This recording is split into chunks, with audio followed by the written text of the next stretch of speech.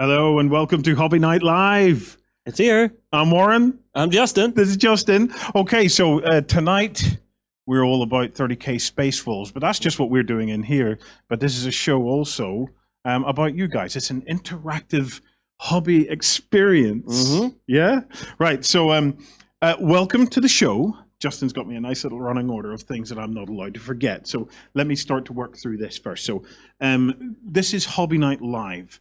And we're Beasts of War, just in case you've tuned into this on one of the various places we're streaming to, then you've never heard of us. Yeah, we're Beasts of War. We're at the world's best tabletop gaming site, without a doubt.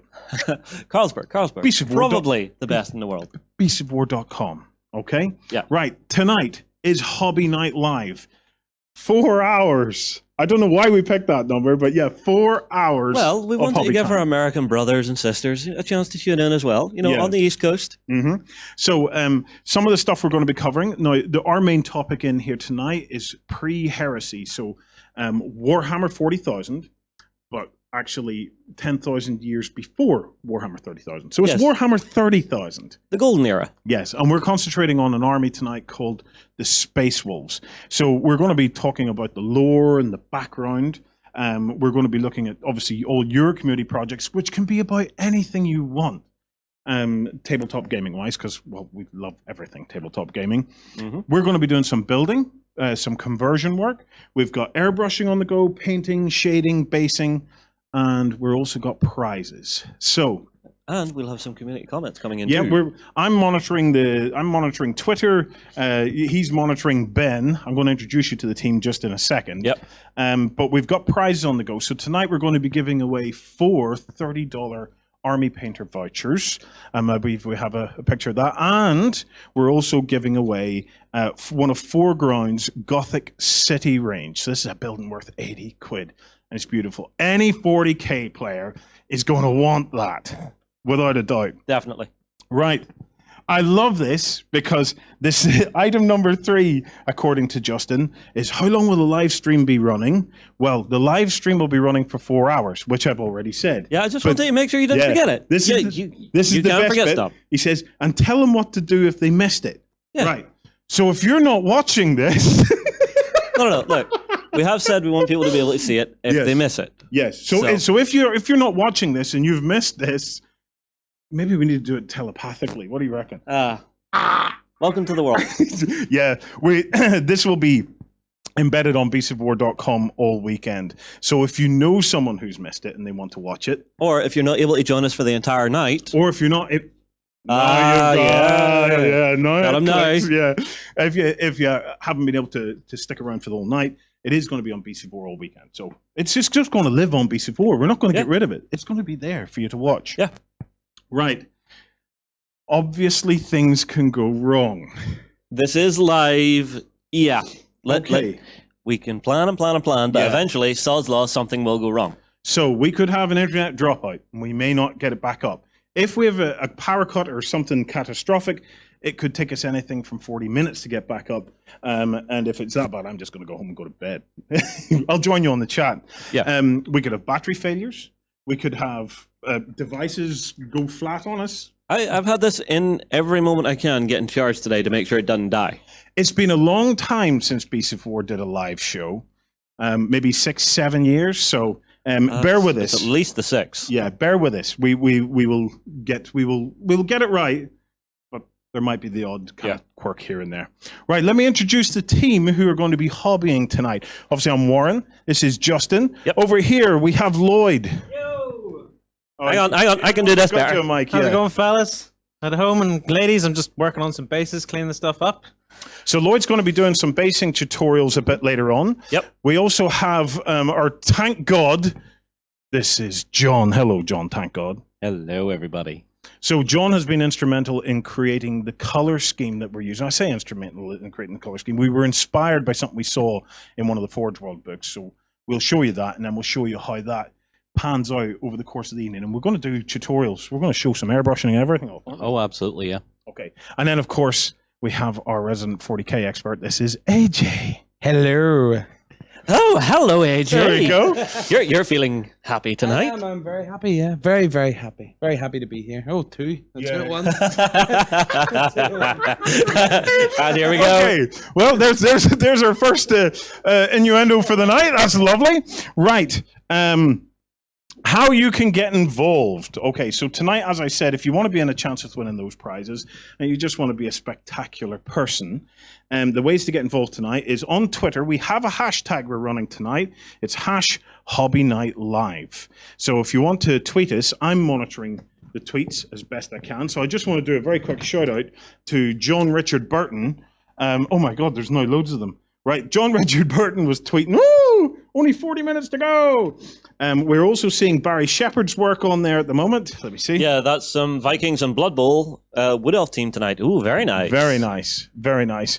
And we have Mini Giant. He's on there. He's getting ready. So, yeah, if you want to get your actual work looked at, come over to beastofwar.com because we have a forum post, okay? And people that are in that forum post, you can type in bit.ly/your-hobby, and it'll take you to the forum post. If you haven't got an account on beastofwar.com, it's free. Takes only a few minutes to set up. Yeah, go in there, post up your pictures. Now, they need to be below a certain file size, Lloyd. What is it? 700K. About there. So 700K. make them under 700K, and then you can upload them. And then Ben, who you'll meet in a second, is going to be monitoring all of that. As well as that, on the homepage, we have a Twitch chat. So if you just want to chat on Twitch, you can chat away, and Ben is monitoring that. I've talked a couple of times about Ben. Let me introduce the last team members that we've got. So in the control room tonight, we have the legendary Lance. Hello. So everything's going fine, yeah? Yes. So Lance is running the control room tonight, so all the different studios and things like that are all connected through to Lance. So all the dodgy cuts, they're Lance's fault. And then finally in here, We have Ben himself. we have Ben on the screen, so you'll hear more from Ben in just a couple of minutes. Right. I have a couple of quick announcements to make before we start getting stuck into stuff. We have some current competitions running on beastofwar.com. I just want to update you on when we're going to be announcing the winners of those. So we have the Faith RPG character set. The winner of that will be announced on next weekend's Weekender. Yes. So that's next Saturday. This is something for everybody. We do announce all of our prize winners on our Weekender show, which is a weekly chat show. Yes. I am still learning. A weekly chat show where we bring you the latest and greatest of what's been happening in the miniatures world. Yes. Also on that episode, we're going to be announcing the winner of the Mantic Terrain Crate Challenge, and he's going to get a Warpath army. No. Oh, no, There it's are better than that. Two Yeah. Mantic prizes. Oh, there's two Mantic prizes. So the terrain crate one is in that post for that Weekender. You put in your idea for a large piece of terrain, right? It'll be made in resin. You'll work with the guys at Mantic to design it up, and the winner gets that terrain piece that they've designed and one of the sets from the Kickstarter. The other one is a Warpath prize, which is a £100 starter set for Warpath, which is a nice sci-fi game that's coming back to the tabletop very soon. Right. So if you haven't already, head on over to beastofwar.com once this is over, if you're still awake, and go back through some of the Weekenders because there is still a chance for you to enter those competitions. Yes. We also have the Salute Mega Bundle. Last weekend, we had a team at Salute, one of the biggest shows in the UK. We have a huge prize. There must be about $2,000 worth of stuff being given Damn to near, one person. if not more. Yeah. So that is going to stay open for at least another 2, maybe 3 weeks. So you have time, if you're catching this, to head on over to beastofwar.com, find the Salute live blog, and get in there and post your comments, learning about some of the amazing stuff that was shown at Salute. Well, And then Salute's we'll always a announcing great one to actually catch up with everyone from the industry and see what they're bringing out Agreed. at that time of year. It's fantastic. And then finally, currently showing on Beast of War this week was the magnificent Guild Ball week. And there's 3 Guild Ball kickoff sets up for grabs on that. Yep. So if you fancy learning about what is probably the finest tabletop sports game on the market, it is that elegant. It is really, really good. Head on over to beastofwar.com and check out Guild Ball week. You will not regret it. Right. Yeah. Okay, so the way this is kind of going to work is towards the end of each of the hours. So this night is going to be broken into 4 acts, and towards the end of each hour, we're going to do a bit of a community stuff. We're going to look through the community submissions and things like that on the forums.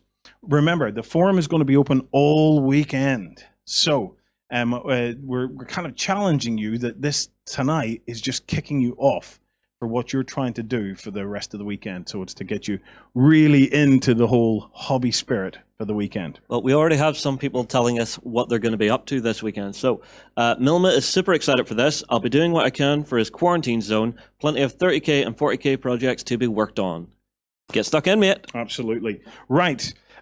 We are going to now go and have a chat about the background to the 30k Space Wolves. So to give us just a couple of minutes, well, it's actually about 45 seconds, so we're going to have to be quick. Yep. But in that time, we're going to tell you about some of the hubs that are on beastofwar.com. High octane anime action is the name of the game in Relic Knights. Mount up in your mecha and battle for glory at our Relic Knights hub on beastofwar.com. Fight for the Iron Kingdoms as a warcaster. Take control of the mighty jacks, arcane devices, and dark sorceries to bring the fight to the War Machine hub on beastofwar.com. Take control of armies from the 5 kingdoms of Arcania and vie for the throne of the ancient king in Wrath of Kings. Master your skills on the battlefield over on beastofwar.com. Hello. Okay. Right. Okay, he says. There's our first of the night there. Fantastic. Nice and elegant, Ben. Well played, mate. Okay. I'm suave. What can I say? Before we get stuck into it, I have a couple of Twitter ones I want to read out. Andy Chapman just uploaded a beautiful dwarf. Andy, seriously, mate, if you haven't uploaded that to the forums, go on over to the forums and upload that for me so that we can show it off. We also have Michael Cannon. Is recommended. He's made a recommendation. Oh, okay. If you're uploading to the Beasts of War forums, upload by 1024 by 768. He says that's a nice size that works well on the forums. And Robert Green has posted on Twitter about poor Ben trapped in a screen. Okay, right. AJ. I will pass this to you, sir. You'll need it more than me here. Space Wolves. Okay. Yes. That's what we're working on tonight. Now, we set ourselves a kind of a goal some time ago where we picked up, it's worth giving the background to this. We picked up 2 of the Battle of Calth sets. Yep. And 2 of the Burning of Prospero? Yeah. Betrayal at Calth. Oh, Betrayal at Calth. Oh, okay, Betrayal at Calth. And we from those 2 sets, we wanted to combine them to create 2 pre-heresy armies. And one is going to be Thousand Suns, I believe. Yeah, Thousand Suns, the nice shiny red ones. We're going to do a Hobby Night Live for those as well at some point. And the others were going to be Space Wolves. Space Wolves. Which between the point of us choosing and now, I have totally fallen in love with because I am such a love of Vikings, and they're space Vikings, so it just works really, really great for us. Tell us a bit about the Space Wolves, AJ. So the Space Wolves, they're the 6th Legion, or what's known as the 6th Legion. They started life as one of the trefoil legions, and there was 3 trefoil legions. There was the Alpha Legion, the Salamanders, and then the Space Wolves. At this point in time, they didn't actually have names, and this is way before the Great Crusade. This is during the Unification Wars, and in actual fact, they didn't take part in the Unification Wars. Right. The Emperor had toyed with their gene seed, played around with it a little bit, and they were different from the other legions. So in actual fact, he held them back and kind of experimented upon them, I suppose. That's the only real kind of explanation that we can give. Yeah. We didn't see them until the very start of the Great Crusade. They were unleashed in the first expeditionary fleet. Yeah. they were originally made up. The Space Wolves. They were originally made up of kind of the most barbaric tribes on Terra. So even before they were reunited with their Primarch, they were already known as kind of quite vicious thugs, and had a kind of already had a bit of a Viking undertone to them. Right. So were they discovered on Fenris and brought to Earth, or were they on Earth and then taken to Fenris? Where did Fenris, their planet or their homeworld, fit into all of this? So whenever the Emperor had or whenever the Chaos Gods sort of scattered the Primarchs, what happened was the Primarch of the Space Wolves, he landed on Fenris, and Fenris was it's kind of a strange planet. It's a very interesting planet because it's what we know as a death world. Yeah. As we know, death worlds are very, very difficult to live on. You've got the likes of Catachan, which is all kind of jungle. Everything wants to eat you on Catachan. Everything wants to eat you on Catachan. Only real men come from Catachan, isn't it? So it's similar to that, only it has incredibly harsh winters. But in actual fact, the winters, as bad as they get, the whole planet freezes over. They go that far away from their sun. What happens is that they aren't the worst part of the planet's year, because it's what was that nice word? It's elliptical. Fenris's orbit is elliptical. I couldn't get that word earlier on. So it gets really, really hot, and then gets really, really cold, and then really hot again, and then really cold. Or it might actually be elliptical. In that it's cold, hot, cold. So there's a number of different ways an elliptical orbit could work. So by what you're describing, it sounds like that it kind of close passes the sun, and then kind of way out again. So what, like an egg-shaped orbit, I'm guessing? It's perfectly egg-shaped. There we go. Like your head. Yeah, so there's only a few kind of Earth sort of length months that the planet gets super heated, and in actual fact the whole planet kind of melts and reforms every sort of Fenris year. So for those few months, what happens is the islands that are on Fenris melt and reform into new islands. So the whole planet, the surface of the planet kind of changes then. So sort of territory changes. So even the tribes that are there, they have to then refight wars to reclaim all of this territory. And in actual fact, Lemon Russ promoted this in true Viking form. This was kind of like there was a fighting season where they had to sort of fight to claim the territory because it kept the tribes strong. Oh, I'm in love. I'm in love with this. So, Warren, have you read the Ragnar Blackmane trilogies? No, I haven't. They actually follow a young warrior from the world of Fenris, going from basically villager who's just turning into a young man to full-on space wolf. So it's really interesting. It takes you through their full training regiment, how they actually train their initiates right up to being full-blown space wolves. It's great. Yeah. So we've marked some pages during the course of tonight. All of our work is based on this book. Let me move some of this stuff out of the way. There we go. So this is Horus Heresy, book 7 from Forge World. Have I a slightly wider shot? No, I don't. In this, AJ, you've marked some pages for us. So let me get the first page open there. Oh, a Thunderhawk. Oh, I want to talk about that in a minute. Right, so we're kicking off with 92. So it's 92. This is the Legion Consul. And this guy, I don't know what you think, but the helmet is very kind of Cylon-esque. Would you agree? It really is, actually. There's a lot of this. It's got very much the feel of old medieval armor, just being brought up to a higher tech standard, which is what I'm guessing the Emperor probably did whenever he was actually going through the Unification Wars. Well, I don't know, because surely this is where 40k kind of throws me a little bit, right?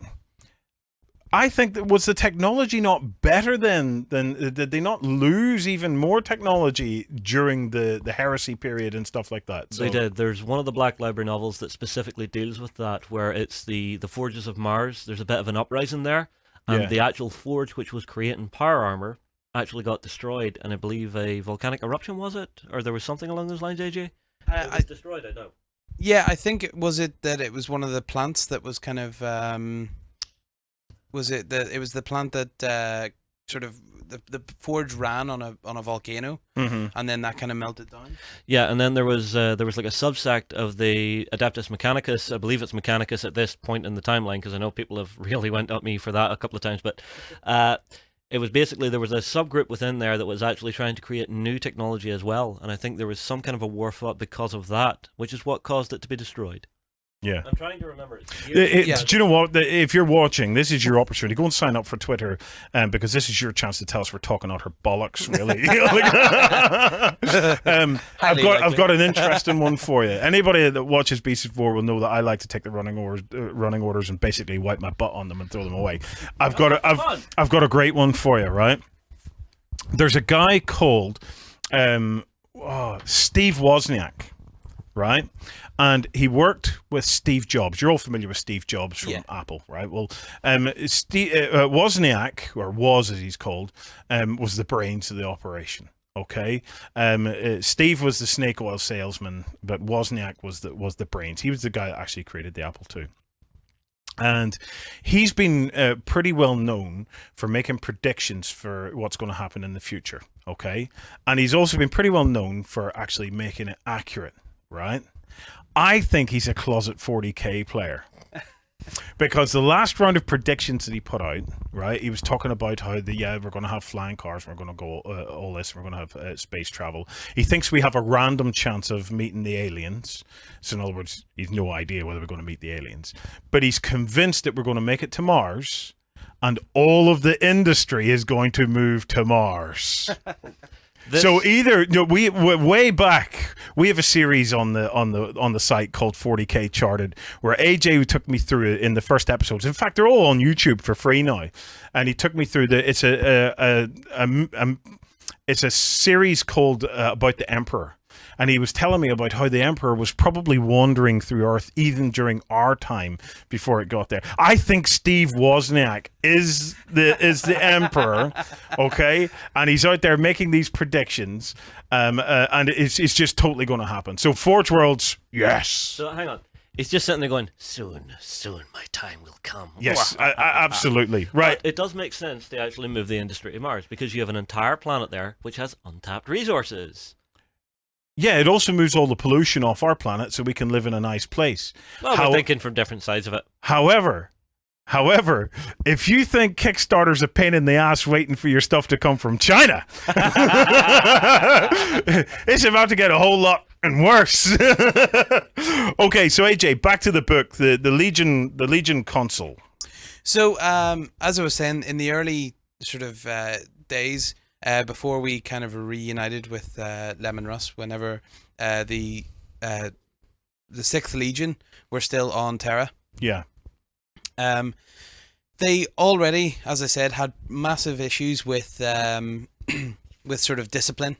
So within the Legion, they had a lot of these consuls, a lot of disciplinarians, and that kind of that image really sort of really resonated with me about the kind of look and theme of the pre-Great Crusade even. Yeah. Space Wolves, and this kind of extends on into the Great Crusade as well. Even when we are reunited with Lemon Russ, it becomes apparent that they are quite a barbaric force. Mm-hmm. However, they are also have this very strong sense of honor. They have this kind of very strong code of honor. Yeah. And this persists as long as Lemon Russ is still around. Within the wider Imperium, they were seen as the executioners of the Emperor. We've talked on that extensively. Yeah, well, I mean, like, there are 2 legions missing from the originals, and we wonder what happened to them. Maybe this is where they got their name from. Well, so you reckon the Space Wolves ate them, basically? How do you get to be known as the executioners of the Emperor whenever you haven't actually had the burning of Prospero yet? You have earned that moniker from somewhere. Oh, I have something else to say about Space Wolves, okay? Obviously, as human beings, right, it's become clear to us now in the 21st century that human beings don't know what to eat, right? And I saw a great post on I think it was on Twitter one day where or it was on the BBC or something like that, and they were saying, human beings, the only species that doesn't know what to eat. And then immediately followed it was this perfect post of, well, that explains why I pulled a sock out of my dog's ass the other night. So anyway, so the Space Wolves will eat anybody then. Is that what we're saying? Yeah. That's Well, you see, here's the thing. They're doggedly loyal to the Emperor. Yes, I did that bit. They're doggedly loyal. But that's how they probably earn that moniker, is because they've been out there and just whenever someone needs to go, the Emperor looks at them and goes, look, Lemon, take care of this. Go. So are we talking about the 2 lost Primarchs, or are we talking about two chapters? 2 lost chapters? Yeah. You know, they have to earn it somewhere, so I'm guessing it's one of them or both of them. Oh, I don't know. If you know anything about it, yeah, tweet us on that one. So it's even 2 lost legions, so there were entire legions that disappeared. So it's even more than that. So yeah? it's probably even more than just chapters, you know. So you know, they certainly it's I think it's Scars. Yeah. Is it the book Scars that it's hinted at? It hints that Lemon Russ had kind of been involved in getting rid of the 2 previous chapters. If anyone, oh, there we are. Yeah. if anybody knows, if anybody knows, where we are. Post. It's also referred to during the Council of Nicaea whenever psychers are banned, because the entire place was built, but there were 2 chambers for 2 of the chapters that were left unoccupied. And there's a moment in the book where the Primarchs are all together and talking, and it gets mildly uncomfortable whenever they're looking at it, and it's referred to. Right, he's cool. he's getting me going. Look right over your shoulder, right, and pass that over to me. I think I'm going to take this home. It's a So fantastic yeah, so if any of you guys have ever read the Space Wolf Omnibus, send me some tweets and let me know if this is a good read, because I reckon it's time to get a bit of a Space Wolf juicy kind of fiction going. It was probably one of the first series of books where we actually sort of really found out what Space Marines could do. For example, there's a bit in it where he flips a Predator. I don't know why that bit stuck in my head. I don't know. There's the moment whenever they're just out of being, fully buffed up, and one of the attendants hands him a rock, and he's just like, "Well, what am I doing with a rock? Just close your hand around the rock. It's got no significance." Closes his hand around the rock, and he doesn't realize, but he's turned it to dust because he's so strong now. Yeah. You know, so it's that level of enhancement is just insane for Space Marines. Well, you were talking about how the Space Wolves, they weren't even involved in the reunification wars. No. So what was their first kind of major engagement? What was it? Where was the first real fight, external of themselves, that is, where we started to see them show their stuff? You're testing me now. I can't remember the name of where the first battle was. But I know that it was in the very early stages, because they were actually part of the first expeditionary fleet. Yeah. Now we know that the expeditionary fleets get into, I think the highest one that I can remember is 862. So like there's a lot of expeditionary fleets. So you can imagine if they're part of the first one, they're probably just getting out of the Sol sector and into kind of within very early reaches of Terra. They did, however, go on to actually, I'll just go back a little bit. Yeah, because I actually want to interrupt you there, right? Yeah. If they were part of that Great Crusade, for me, I find actually the Great Crusade even more interesting than the Horus Heresy, right? Because one of the drawbacks potentially of the Horus Heresy stuff that we're seeing is it is very much Space Marine versus Space Marine, okay? And in 40k, you have these nice juicy Xenos. Okay, so you've got the orcs, the Tau, the Tyranids that you can go after. I've got to say, I really like the Great Crusade, because do you remember in Horus Rising? This is the book that kicked it all off for most of us. You know, it's like you have a love for 40k, and then you read Horus Rising, and suddenly the love goes so deep that you'll never get rid of it. But at the start of Horus Rising, they're on the tail end of that Great Crusade, and they're fighting. Is it the mega arachnids? Yeah. And it's. I really would love to explore that, Ben. Well, what are the opportunities that are open up to us if we take this 30k army we're building, and at some point say, well, actually, we don't want to just beat up Space Marines. Let's roll it back even further. To the tail end of the Great Crusade, Like we could fight anything. Well, I've heard a lot of people talking about the ideas for playing against Xenos and stuff like that in the world of 30k. For example, orcs potentially would have existed somewhere on the fringes of the galaxy. Obviously, you wouldn't have had the likes of the Tau being involved in any of this, but you might have potentially had things like the Eldar thrown in there too, which would be pretty fantastic. Yeah. The Eldar are certainly one of those forces that have always sort of been there in the background, hanging about. So it'd be fun to see where that would go. And obviously, they're always this purveying force in the background of everything that happens in 40k, so you could almost have this carry on in this long narrative between your force now as you're playing as the Space Wolves in 30k onto like a potential 40k force in the future and stuff. So Yeah. I suppose as well, even though we know that the Necrons are supposed to in the 41st millennium to be starting to kind of sort of rise again, but I suppose if their tomb worlds were disturbed, they would still sort of have awoken. There is reference to that as well, because the problem is whenever those Necron tomb worlds are actually, invaded and woken up, they wake up, they wipe out everyone, and then they go back to sleep. So there's no records of it. So you can fight that, not a problem. Yeah. Well, there's other opportunities though. Like although we're mentioning the races that are prevalent in 40k, you could pull any race, right? Yeah. So like we have a fantastic range of pre-paints that came out of Rackham for AT-43, okay? They're big sapien guys, okay? Big gorillas and stuff like that there. You could totally do a great crusade on them. Well, there was you mentioned the mega arachnids. Yes.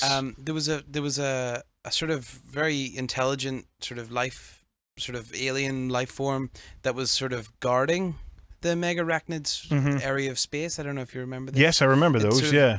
And I don't know whether they would be represented by the likes of our simian force. Yeah.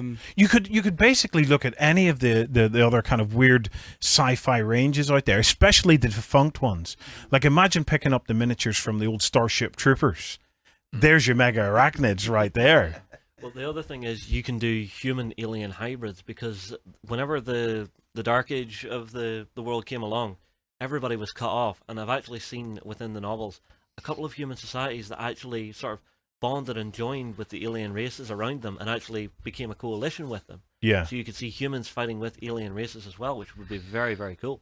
One of the things that I've seen people, because we sort of alluded to a little bit with these sort of arachnid tile star creatures, is going down the route of creating strange and weird monsters and stuff. Because obviously there has been a lot of worlds out there that haven't been explored and hadn't been touched, and so nature had reclaimed most of these places.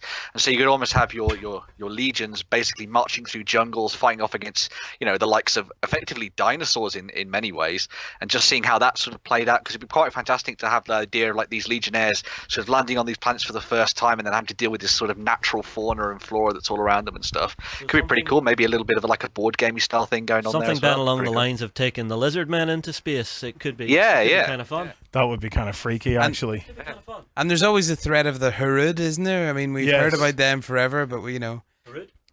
there was a sketch of one in the 3rd edition rulebook. There was kind of a little sort of corner of one of the pages that had all these random Xenos races. There was a Necron and things like that, and then one of them was a Harud, and they're mentioned several times in the fluff. There's kind of these uprisings. They were all fighting a Harud uprising. So it's always been a race that's there but never brought into the fold. Has anyone else? Ben, have you ever come across those guys? I haven't actually, no. Although a lot of people in the chat are talking about them, and I'm very wanting to sort of work out a little bit more about what they are. I might have to go and wiki them and find out more. Yeah. You see. No, I'm going to head back out into the hobby hole just in a couple of minutes, just to find out what's going on out there before coming back in to get an update on the community stuff. That'll give you a chance to get it all fired up on the machine and everything all working. We did say we're live. Yeah, Things can go wrong. Before I do that, though, AJ, you'd bookmarked another page for us here. It's good for the Skyfallen Fortress. Let me show that. Yeah. Oh, I've just bookmarked this because one of the things that I find most interesting, and it's something that hasn't really been fully explained, but it's this difference in style between the 30k and 40k Space Stuff. Wolves. Yeah. Yeah, they're kind of. I mean, obviously their kit, as we've talked about. They had the likes of the Storm Eagles and things like that there, which were kind of rare in 40k. But even just the style, it's a lot more subdued compared to what we have in the Space Wolf Codex of today. I have one just under there. If you got the codex in there? Okay, and there's a bookmark in here, yeah. And as you can see, the color difference and everything. Now, have we not had an updated Space Wolf Codex since this one? There is, yeah. This is, but the miniatures are very, very similar in sort of style. So you can see that they're a lot more kind of colorful. Colorful, yeah. You're stretching back a wee while with this one, though, I've got to say. So it's well, that one is, I think, was that 2008, 2009, maybe. Maybe so, but I do like the nice dark steel grey that the wolves used to have with that really dark red alongside it. The 30k wolves, yeah. Yeah, it just makes them feel heavy, gritty, really nice. Well, we're going to come back because I want to talk a bit more about some of the main characters like Lehman Russ, Lionel L. Johnson. I want to talk specifically a bit about what happened to the Wolves at the Heresy, and what how that changed them. Okay, so that we can get a real kind of feel for where they're going. But first things first, I want to take a very quick break just to tell you about some more of the hubs, to give me a chance to get back out into the hobby hall and see how everybody's getting on out there. So, all being well, we'll take a break now. A world of hideous nightmares awaits in Kingdom Death Monster. And wouldn't you know it, we're having technical difficulties. Now, I'm just going to wait for a knock on the studio wall to see if we actually have some audio here. I can hear you, Warren, if that helps. Yeah, so we're getting a bit of audio so you can hear this. Right, we are going to actually have to take a few minutes to close the stream and restart the stream. Now, it might take up to 10-15 minutes for us to come back. Apologies for this, guys, but that is live streaming for you, and hopefully we'll be able to iron out the kinks as we go. So, right, we'll be back just as soon as we can.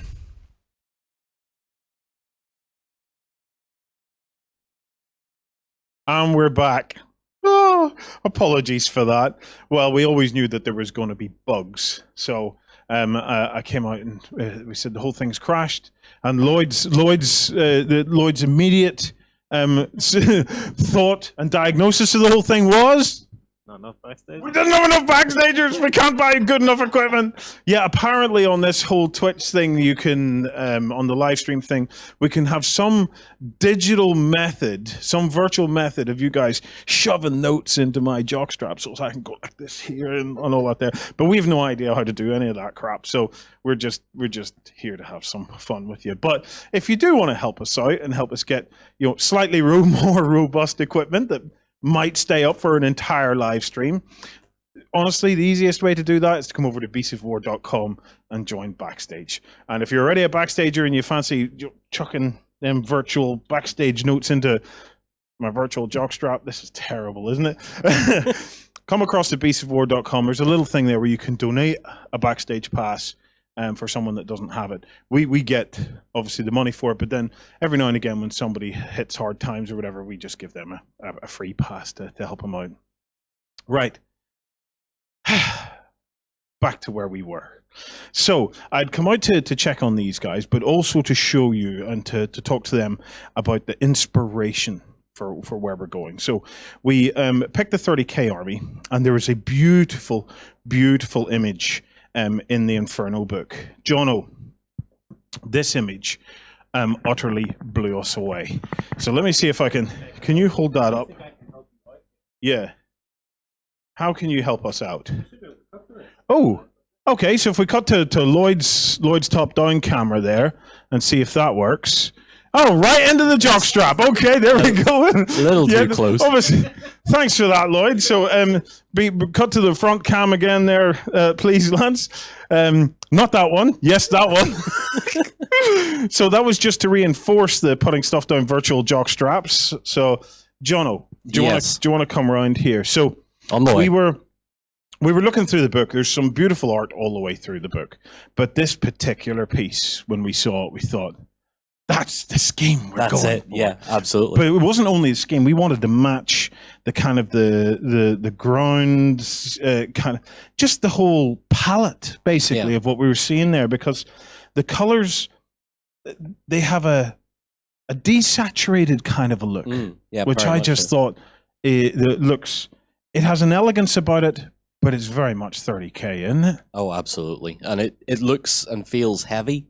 Yeah. At the same time, you know, he stood on all this sort of desaturated, light-colored ground, but him and himself looks very imposing as a piece of artwork. He does look like he's just going to kick ass, doesn't Yeah. he? Yeah.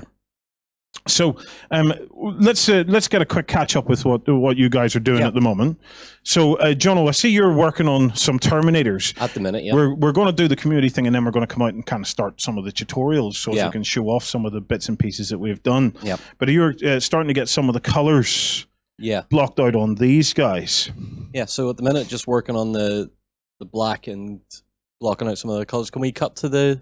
Yeah, if we cut to John's cam, So blocking out like the red and the black at the minute, just trying to figure out where I'm laying the colors out on the Terminator. Yeah. But we'll be showing this again in more detail later on, I think, as well. When we actually come to that stage. And Lloydie? I'm destroying court tiles at the minute because you've just shown off the book. Yeah. Right? And as part of that, we were looking at the ground he was standing on, thinking we want bases and stuff that blends in with that. Yeah. Do you want to hold this for a second? Yeah, so I'm working away on bases and stuff here. I had a batch of empty ones at the start of the show. And the first step is to take the empty ones, if we can go to my cam. Yeah. From looking empty, obviously, to getting cork tiles and stuff broken up and set down on them. And then we're going to be painting these up in sort of muted colors and stuff. Once again, though, as we go. Yeah. Once again, though, we're going to show the entirety of it if we can keep the frickin' stream up, of course. You know? We'll cover it all as we go. Don't worry. Yeah. Right. Okay. So that's a bit about what we're doing. We're going to come back out to these guys and start getting the first kind of tutorials and stuff running. We're running about 10 minutes behind schedule. So we're going to have to start picking up the pace. So if you give me just 1 second, I'm going to go back into the other studio with the guys. In fact, just cut to the guys. I'll just march in as usual. Justin. Okay. Okay, everybody, we are over to me. I'm just arranging with Ben, showing off some of the stuff that you guys have been doing tonight. We'll get Warren in, settled, set. Come on. Hey, closer, so the people must hear my lovely, lovely voice. Yeah. I have a beautiful singing voice, don't you know? But I have been setting this up so that we can show off I think I've got like 8 people that we can show off what they've been working on tonight. Already, so we can see what you guys are doing. Yeah, This is the bit I've been looking forward comments to. that I'm wanting to give a shout out to that Ben has pulled out for us, okay? Okay. So first up is where is he? Okay, R Ferdinand Z 2001. You need to do that with a South American accent. All right, Ferdinand Z. If you're going to bugger it up the way I do. Okay. Nah. I'm not even going to get into it. All right. If the rumors are true, there will be true scale Space Marines in 8th edition. I wonder if they can be converted to use 30k helmets and Paldrons. Paldrons. What's a paldron? Yeah, what's a paldron, Ben? AJ? It's basically the shoulder pads and stuff like that. So Ben's got it right. Yeah, it's the shoulder pads. Yeah. All right. I don't know if we'll see true scale Space Marines in 8th edition. That sounds like one that the rumor mill has just thrown out there. Perhaps the Primarchs will be bigger because they will be big dudes. We'll talk about the 40k rule changes and stuff a bit later during the show. But you will see you're definitely going to see Primarchs. Yeah. But true scale Space Marines. Yeah. A Space Marine is already true scale. Let's be honest. Yeah. You know, he is as close as he can get. No, it's not that. He is perfectly designed, perfectly. Okay. Des Goodwin says so. So it must be. All right. The next quick one I want to give a shout out to is T. Chirin. All that talking was distracting us. Don't you know we have hobby to do? Yes. Well, apologies. We're trying not to distract you too much. Now, talking about distractions. Yes. I'll give this to AJ. Yeah. Let's bring up some of the hobby. Ben, who is doing what? Cool. So yeah, we're going to kick things off with Aurora in bag, who actually this is a little bit that's sort of been mulling throughout the week, and this is the fact that she's going to be putting together both her 30k Imperial Fists and her Death Guard tonight on the show. Oh, so she's going to be working to a whole bunch of 30k to stick with the theme and stuff, which is pretty cool. We've got loyalists and traitors at the same time, so it'll be really interesting to see where this goes throughout the night. Yeah.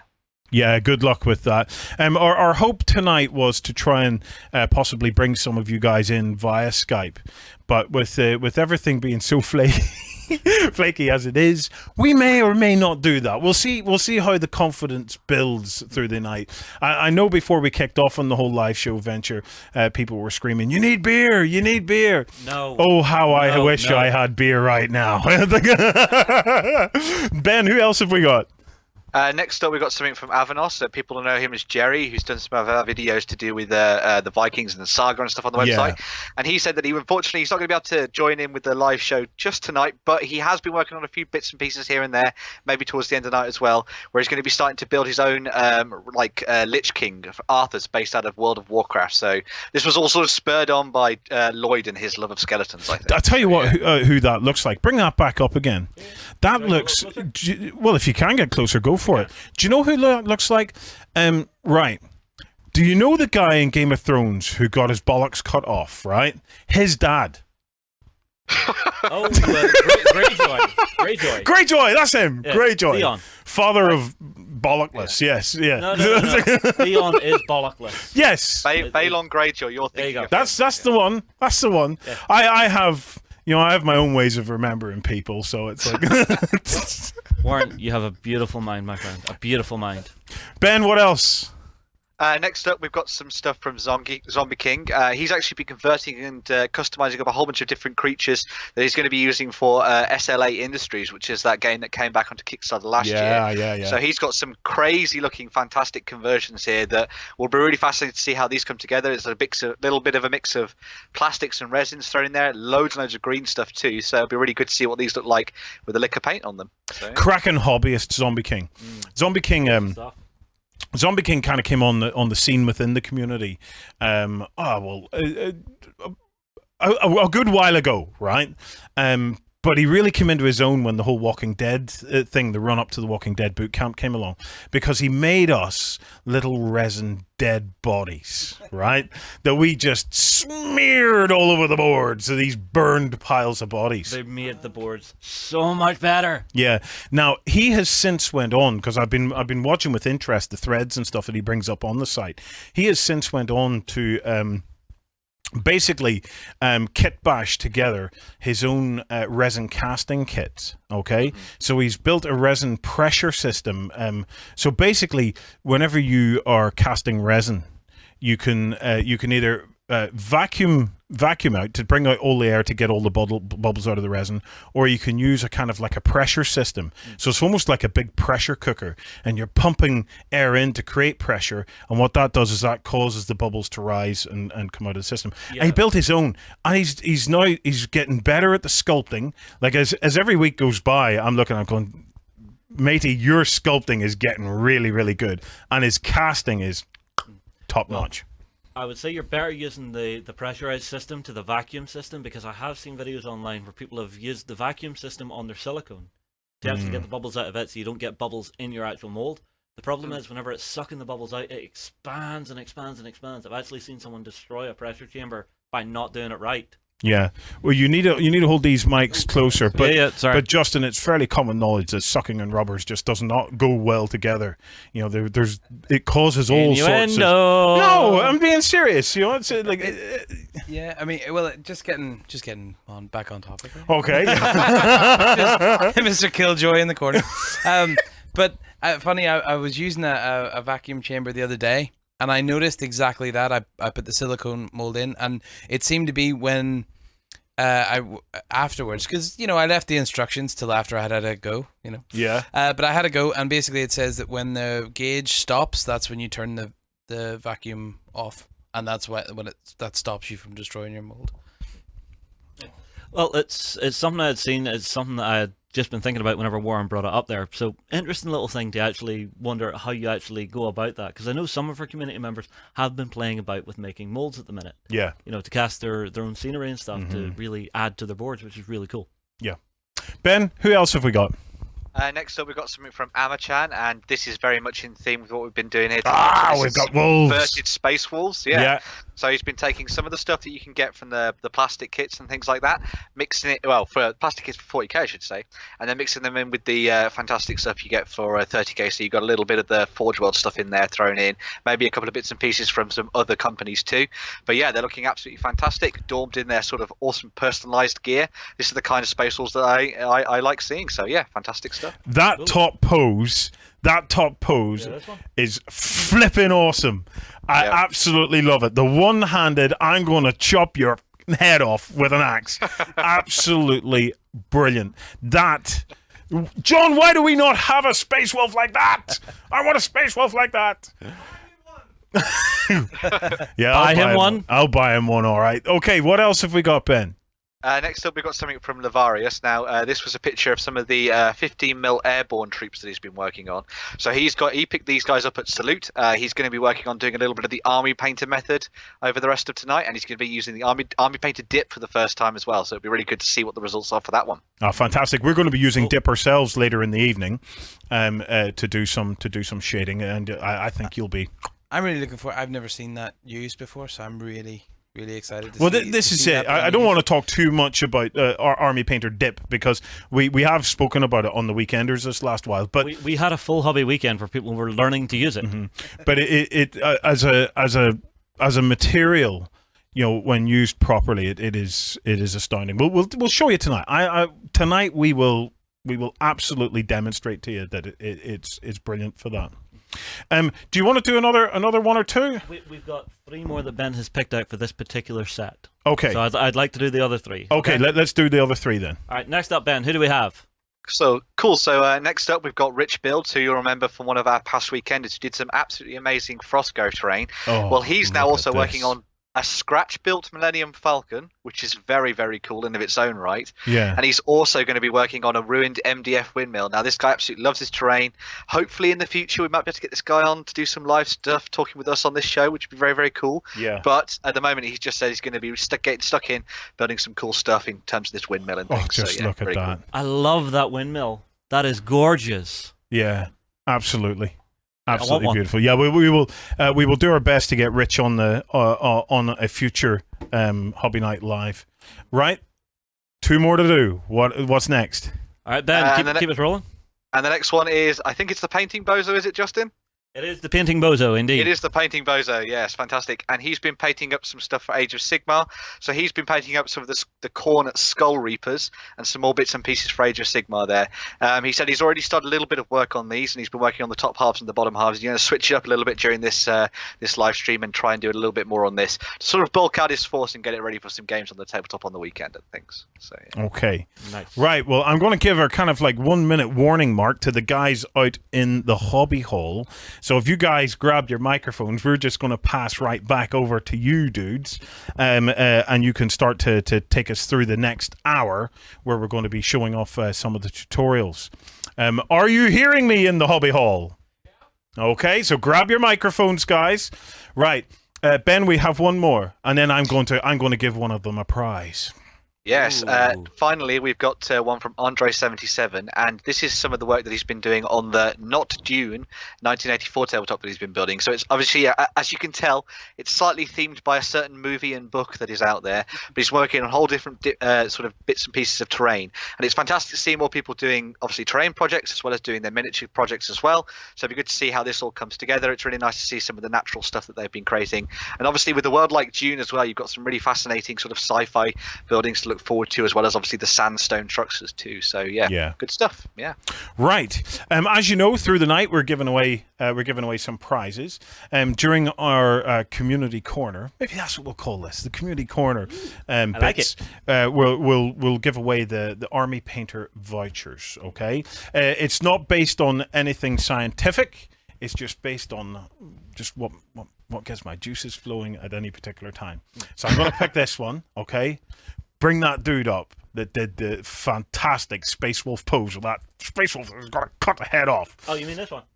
This is the one, right? So Machan, okay? Yep. I love him. I absolutely love him, but he has no paint on him. Let me see if we can help you out with that. You are now the winner of a $30 Army Painter voucher that you can spend on dip, brushes, anything you want. So get in touch and we will get you your voucher. You are a winner right now. Now, if you are a winner and you are new to the site and you don't know how to claim your prize, there is a drop down in the top right corner that has a little form, claim your prize, fill that in with all the details and we will get it out to you as soon as we can. Okay, can I get the mics lowered just a little bit and get a big right round the studio woohoo here? On 3, 2, 1. Woohoo! Well done! Yeah! Right. Okay, Ben, we will keep you monitoring the community. We are now entering into my ass. Oh, I mean entering. Let me rephrase that. I was about to say we're now entering into the next hour. I looked over at the clocks and the running orders, and I realized we're already nearly halfway through the hour. I didn't mean you're actually entering into my ass. I just meant we're moving into the next act of the show. Yes, a little bit of a Freudian slip there. It was kind of we're not entering. Oh God! Please cut to the hobby hall. Okay, welcome back to the hobby hall where we're getting deeper and deeper into hobby, by the sounds of things. Yeah, Warren's mentioned prizes and stuff. I'm just gonna put a shout out to remind you that we have lots of prizes coming up through the show. But John, what are we gonna do? Are you gonna do some building or something here? Is this what we're coming back to see? Yeah, if you could give me the mic. I think I'm actually going to go straight on to the priming step of it, because it's okay to show you how to build them and play with them, but we've got something else planned for a little later on, don't we? Oh, we're going to do a bit of a conversion later on, aren't we? We'll do a bit of a conversion. Before you do that, why don't we go over and have a quick look through the steps? Because we've actually been kind of smart on this one. No, we're not promising we're going to do it on every Hobby Night Live, but we did do it for this one. So, Tom, we'll meet you around this way. And Tom, you'll want to try and get in nice and close. So the method that we're using, these are the steps that we're going to be rattling through. So it starts off with a black primer. Yep. We then have 3 airbrushing steps. Mm-hmm. No, they're very easy airbrushing steps. There's nothing hard about these. No. Then we start to pick out the block colors, which is this one. From here. Then what do we do, Jono? From block color, we then add the transfer. So we're going to show you how to do some decals and things like that tonight. Yep. After that, we're on to dip. We're using Army Painter dip in this That's where we get our shading. Now we'll bring these over and actually show you under a real close camera so as you get a really nice view of these. Yep. We then do matte coat, and then a final highlight. Yep. Right. Okay, so are we going to do some airbrushing then, John? Yeah, I think we're just going to go jump straight onto some of the airbrushing here. So we'll come over this way. Let's do this. Right, I shall set this here. And the first thing we're going to be going with is, if we cut to the other camera. Okay. So we have our primed marine here, all done in black. This is Army Painter Matte Black. The first thing we're going to be using is, let me see if I can find the paint color here. Here it is Wolf Grey. So that's the Army Painter's Wolf Grey. Through an airbrush, we've thinned it down to about a 2-to-1 mix with airbrush thinner. And the idea behind this is to spray down largely in a top-down fashion. You want to cover the majority of the model anyway. So let's just make sure this is all ready to go, which it is.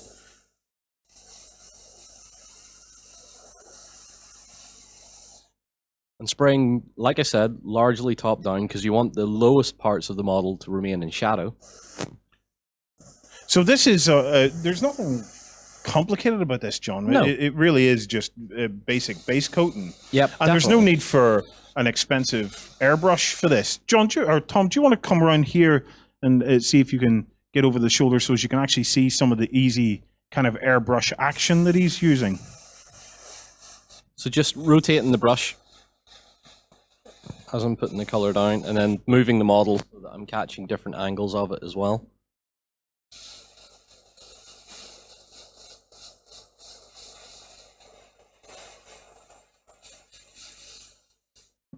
Now, at this stage, John, the reason we actually primed black was you're not going for 100% coverage Yeah, of the that's actual right. miniature, are you? That's right. You're trying to what we're trying to keep is these blacks in the recesses to give us that deep shading. Yeah. This was something that Citadel introduced about it must be about 8, 9, maybe 10 years ago. When I say introduced, really started to push, because previously we all were kind of priming white, because the colors that you would use just went really well over white, and it was all really, really vibrant. But then the kind of the heavy metal and all the painting books that started to come out of Citadel went to the blacks. I can show you the 2 steps going from black to what John's just done on this. Okay, so if we go over to other cam. Okay, so this is how it started. Yep. So that was the base coat in black, and what John has just done has achieved this, and I can turn it over all around because it's dry here. I can handle this one. So you can see on the highest parts you're getting that lovely. What color are we using there, John? We're using wolf grey. Yeah, so that's a wolf grey on the highest parts, but you can see in the recesses, it really does darken down. So, John, after wolf grey. After wolf grey. Oh, you're going to need a little bit of time to. Did you have the brains to use 2 airbrushes, John? I couldn't find the second one. Okay. Well, I can show you what this next step is. I can show you the next step he's moving on from. Yeah. And John, you can quickly. Okay. So we're moving. right, which one are we moving? We're moving from. Hello. Hello. We're moving from this to here. John, what's the paint method then that you're getting ready And what's the color? on your mic? Color.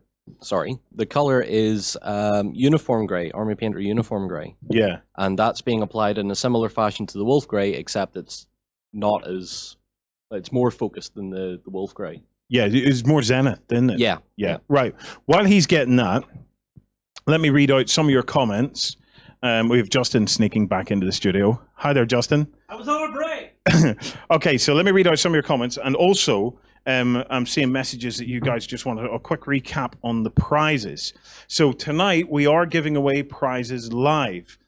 We had 4 Army Painter vouchers, $30 vouchers from the Army Painter that you can spend on their store. And what we're going to be doing is every hour I'm going to be giving one of those away. I say every hour-ish. Every hour-ish. Whenever we do Community Corner, I'm going to be giving one of those away just to our favorite kind of updates. So if you want to be on with a chance of winning those, please come across to beastofwar.com, create a free account, and go into the forum topic. We have a very specific forum topic. You can get to it quickly by going to bit.ly/your-hobby.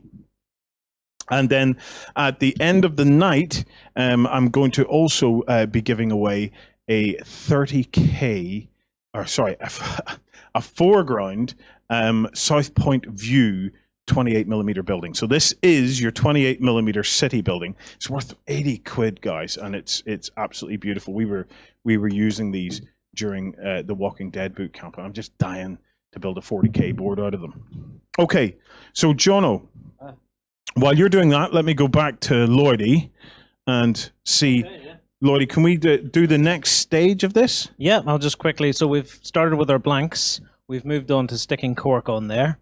I also stuck some of these. I'll just show you the box.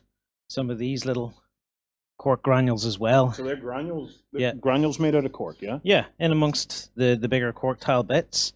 And then after that, you move on to this step here where you use super glue and baking soda. And it has this really cool effect of, as soon as you apply the baking soda to the super glue, it goes rock hard straight away. It sets straight away, so you can go straight then to the priming. You know the way sometimes if you stick stuff down, you have to sit and wait. There's no wait time. You just stick it down and you go off and you spray it. Do you want to do a bit of that? Let's do it. Let's do it. Okay, so we take this one that's just got the cork on it at the minute. You basically just take your super glue, get some blobs in there. There we are. And I'm going to use the end of a barbecue skewer just to spread it around. yeah, because I was wondering, you do not want to use a brush for this. No, it wrecks brushes. I have a metal tool at home that I got from. I actually got it out of a makeup set. Yeah. Which is great because what happens is when the super glue balls up on the end, as it does, you can just use a knife to scrape it off, and because it's metal, it's no big problem. Does it ball up on the end of your metal tool often? Well, you don't want it too big. Too big a ball on the end of your tool is really gonna. You're not gonna get into little cracks or anything if your ball's too big on the end. Yes, but how hard is it to get it off? Well, it's not that hard. It slips off quite easily once you take a knife to it. Okay. Well, as you go, you can see, right? So basically, that's it. You would do the whole base. Do the whole base. You do the whole base. I want to see the whole thing. Right. I want to see this in all its proper glory, because the whole reason for doing this. Yeah, for any of you guys in BOW land who is playing Beasts of War Bingo tonight, we'll see how you're getting on. So, some of our community will totally get what we're talking about. They've been counting on Twitch. Right, so we're getting there. Are you nearly there? We've nearly filled all the gaps. Okay. Yeah. If anybody at home can see anywhere else. Yeah, move your head, dude. Oh! How does my head keep coming in? Oh, there it is. You keep sticking your head in, dude. Well, it's a lovely looking head. What's wrong? Right. Right. Looks good. All Okay. super glue in every little crack. Right. Now take your baking soda Uh-huh. and just So that's just bicarbonate of soda, just baking soda from the supermarket. Yes, it is indeed. And you get it in cheap shops. Just buy the cheap stuff, not the expensive stuff. That's it. Set. Drop it into a tub like that. I have an old brush with a wiry, fluffy top. You want a nice, fluffy top, because then as you brush it, it gets into all the little nooks and crannies and gets rid of all the dust you don't want. And hey, presto, that you can take outside and prime straight away because it's all dry. Isn't that cool? You're a flipping genius. Isn't that great? Do you want to talk about the science of it, or shall I? You can talk about the science of it. It's the same technique I was using for doing the frosted bases in our boot camp, or our hobby boot camp. Yeah. A few weeks back. Yeah, he does these lovely kind of winter frosted bases. Right, so the science of it is based on super glue is a plastic dissolved in an acid. Okay. And so what happens is whenever the super glue comes out, you're putting an acid onto the thing that has a plastic in it. The acid is partly why super glue eats into things like polystyrene and stuff like that. So by leaving it in time, the acid basically evaporates off and leaves the plastic there, and the plastic is what ultimately creates the bond. Okay, what he's doing is applying an alkaline, okay, which immediately neutralizes the acid and then causes it to set immediately. And if you miss anywhere, just go back over and fill that little bit in. Yeah. And then if you do it again and layer it over the top, like.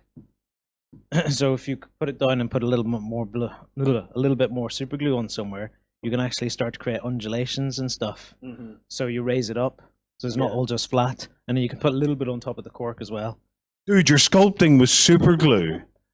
Right. Okay. So that's your first couple of steps of the bases. We'll come back to Lloyd a bit later when he starts to put the paint on those. So Jono, we're now at which step? We're going now from wolf grey and applying the first zenith. Yeah. Yeah. To uniform grey. So okay. So we're going uniform grey in this one. Mm-hmm.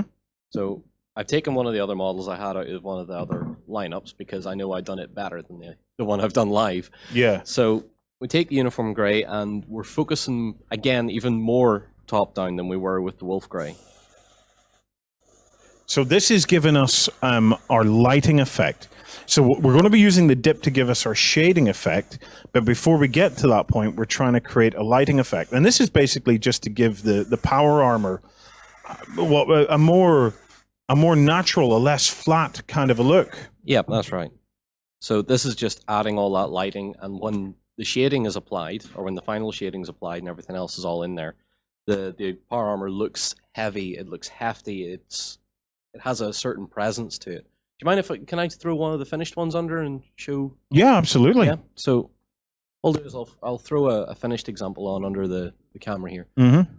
And that's what you get in the final. So it has a presence to it. It has all the shading in there. It's a bit more subtle once the dip steps and stuff are done. Yeah. But if you turn the model upside down, you do see all that darker shadow and in the recesses, and it's all still there. Yeah.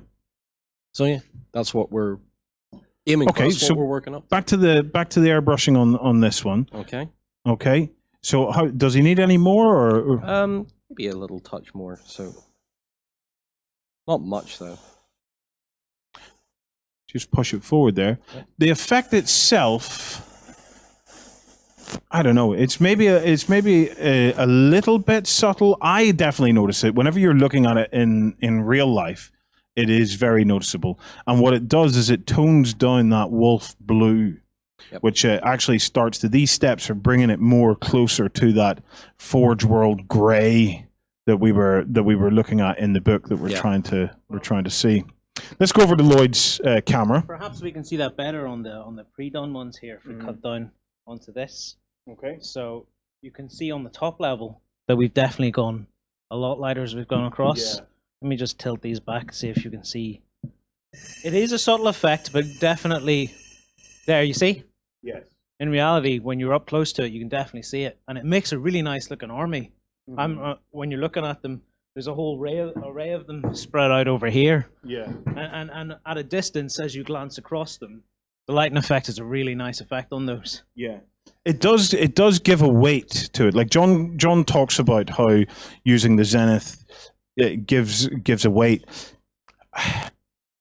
It's I don't know why to our eyes they look heavier whenever the shading and stuff is there. Maybe it's just because it looks more realistic. It looks more like It's probably it belongs because it outlines the bulk of the model. Yeah. Whereas if you look on this flat shaded, your eye doesn't pick out the substance, the volume of the model. Yeah. Whereas when you can see the volume of it because it's shaded, your eye's looking and going, there must be more of it there.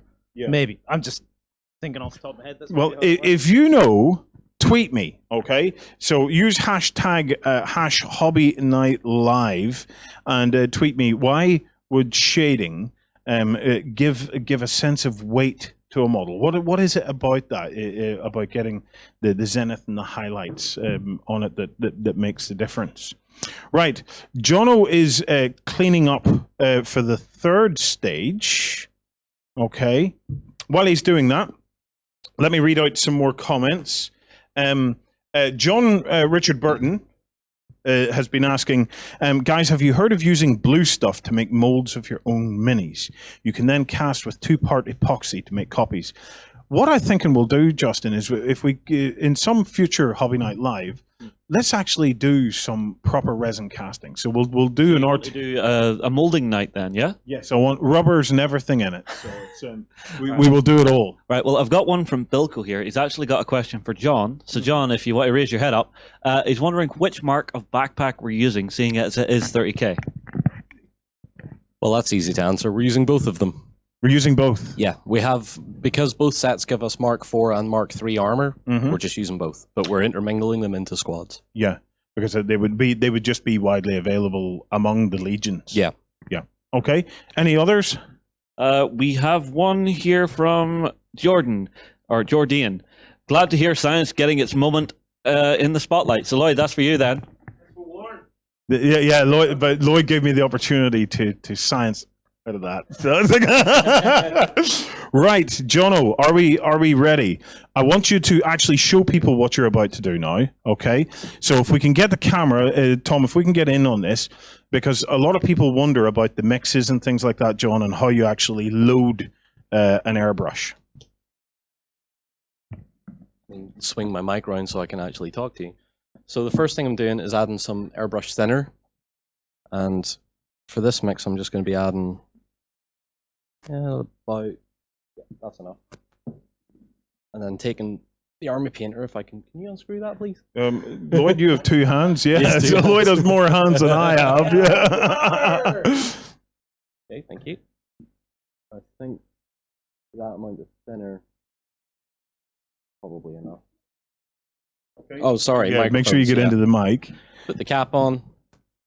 Now at this stage, I don't know. I'll have to watch the live stream back. But did we just watch John go? So in this instance, I'm going to use about this, that much thinner. Yeah, that was accurate. And then we're going to use about that much paint.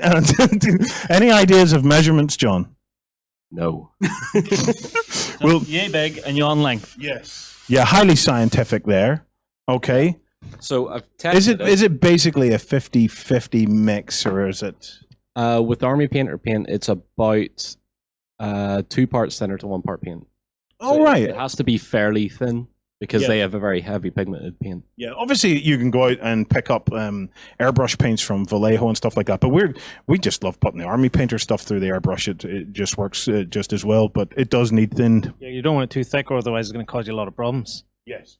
Have we, before he drops another innuendo bomb on us, have we found that the Vallejo thinners work perfectly fine with the army painter paints? Oh, absolutely. Yeah, so there's no issues there at all. No. Sometimes paints are kind of matched to the thinners. It's something to be aware of. So if you use thinner with a paint and it just doesn't seem to be working, don't panic. It just might not be the right thinner for that paint. But we have found that the Vallejo thinners, it just work beautifully for the army painter paints, and let them go through the airbrush, absolutely no problem. I have a question for Lloyd here. John Richard Burton asks, at Lloyd, how many times do you need to do that basing process to get a good result? So, how heavy do you have to go? Once. Literally, you can do it once. You mean how many times do you need to lay the baking soda over it? Yes. Once will do it. Yeah. You only do it again if you want to raise the areas. One. As long as you put your super glue everywhere it needs to be, all you need to do is sprinkle it once and you're done. Yeah, John, stay tuned to the towards the end of the show when you'll see the final result. All that the baking soda step is giving you is your kind of like fine sand texture, and once is enough unless you want to start, as Lloyd says, building it up. Okay, so Jono, we're going in for the final highlight step now. Yeah. So again, we have the same miniature. I just put the uniform grey on. We've now moved up to ash grey in this case, and for this one, it's very, very top down. So before, wolf grey basically covered most of the model. Uniform grey sort of covered most of the upper surfaces. Ash grey now just takes the top in. So make sure it's actually spraying. There it is.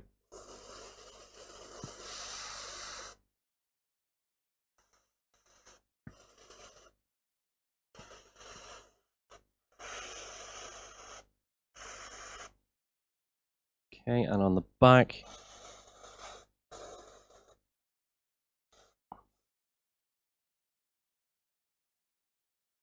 and that's basically it. So you take the ash grey and just focus on areas where the light is really gonna hit it. So the top of the boots, the tops of the shoulders, the top of the backpack. If they had the helmet on, obviously you'll focus on that too. And then down on the back, it's down the back of the power pack, and then to the back of the legs and the back of the ankles, and that's it. Okay, right. We've had a question through.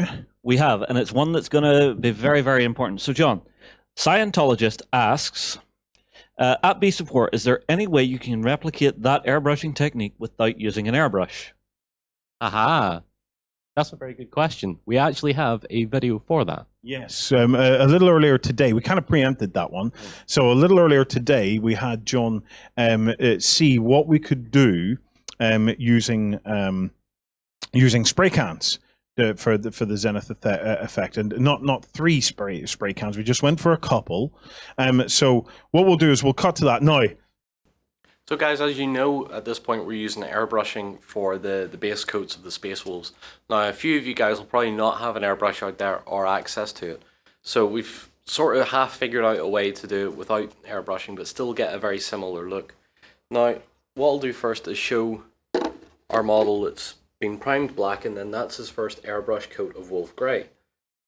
So if you don't have an airbrush, what we did decide to do is just prime wolf grey. And that is the difference that you get between them. So you're lacking a lot of the shading on this one than you're getting on this one with the black as the main primer. And yeah, I think it'll still work well because if you put washes and stuff on it afterwards, it should still tone down well. So we've obviously primed it in wolf. And the next thing to do is to get the uniform grey on. So if you don't have an airbrush, you can try using the primer if you've got it. So we'll show this off and do a bit of a zenith highlight with the uniform grey. So move that to one side. And the idea for this is to spray as high as possible and let it dust the model from top down. So let's try that. We're going to be spraying from about 35 to 40 centimeters, something about that length. What's that, about nearly 2 feet? Like that. And we're going to spray in a downward motion. Then we can just turn them around a little bit. And that should be it. So let's bring them back up here and let's compare our two options here. Now you can see it's maybe a little bit heavier towards the top. If I get my highlighted one up here with an airbrush of uniform grey, the highlight is a lot harder because you're using the primer spray. It goes down a lot heavier. But you can still play with this a little bit, work on those highlights and the shades a bit better, just to get a more interesting look. But what I could do is just add a little bit more to it if I want. So I'm going to bring it back down here, Lance, sorry. And do a little bit more, and from probably a longer distance, so maybe a bit further away, so. And come at it at a slightly lower angle.